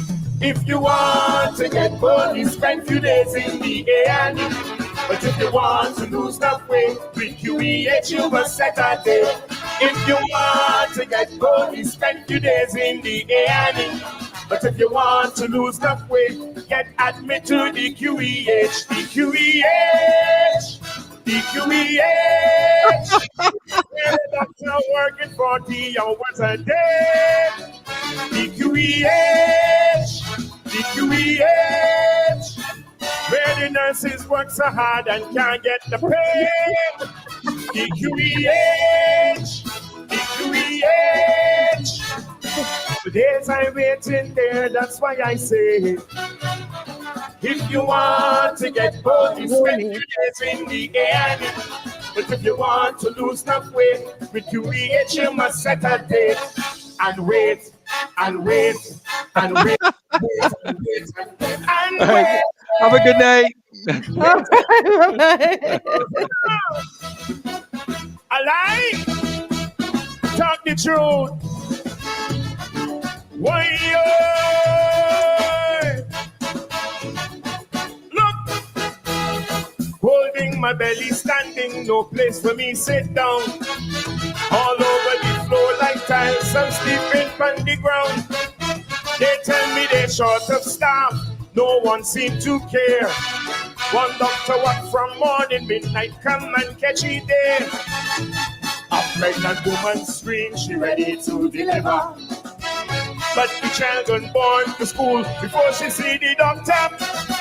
I tell them I got bad feels, like I wanna dead. Not even a cup of tea, them and offer me a piece of bread. I get so frustrated, waiting in A&E. This is when I wait so long, the fat start drop off for me. Yes, the fat start drop off for me. If you want to get body, spend few days in the A&E. But if you want to lose enough weight, with QEH you must set a day. If you want to get body, spend few days in the A&E. But if you want to lose enough weight, get admitted to the QEH, the QEH, the QEH. Where you sleep standing because you can't get a bed. The QEH, the QEH. Where I wait so long, look, things over the trend. The QEH, the QEH. For days I wait.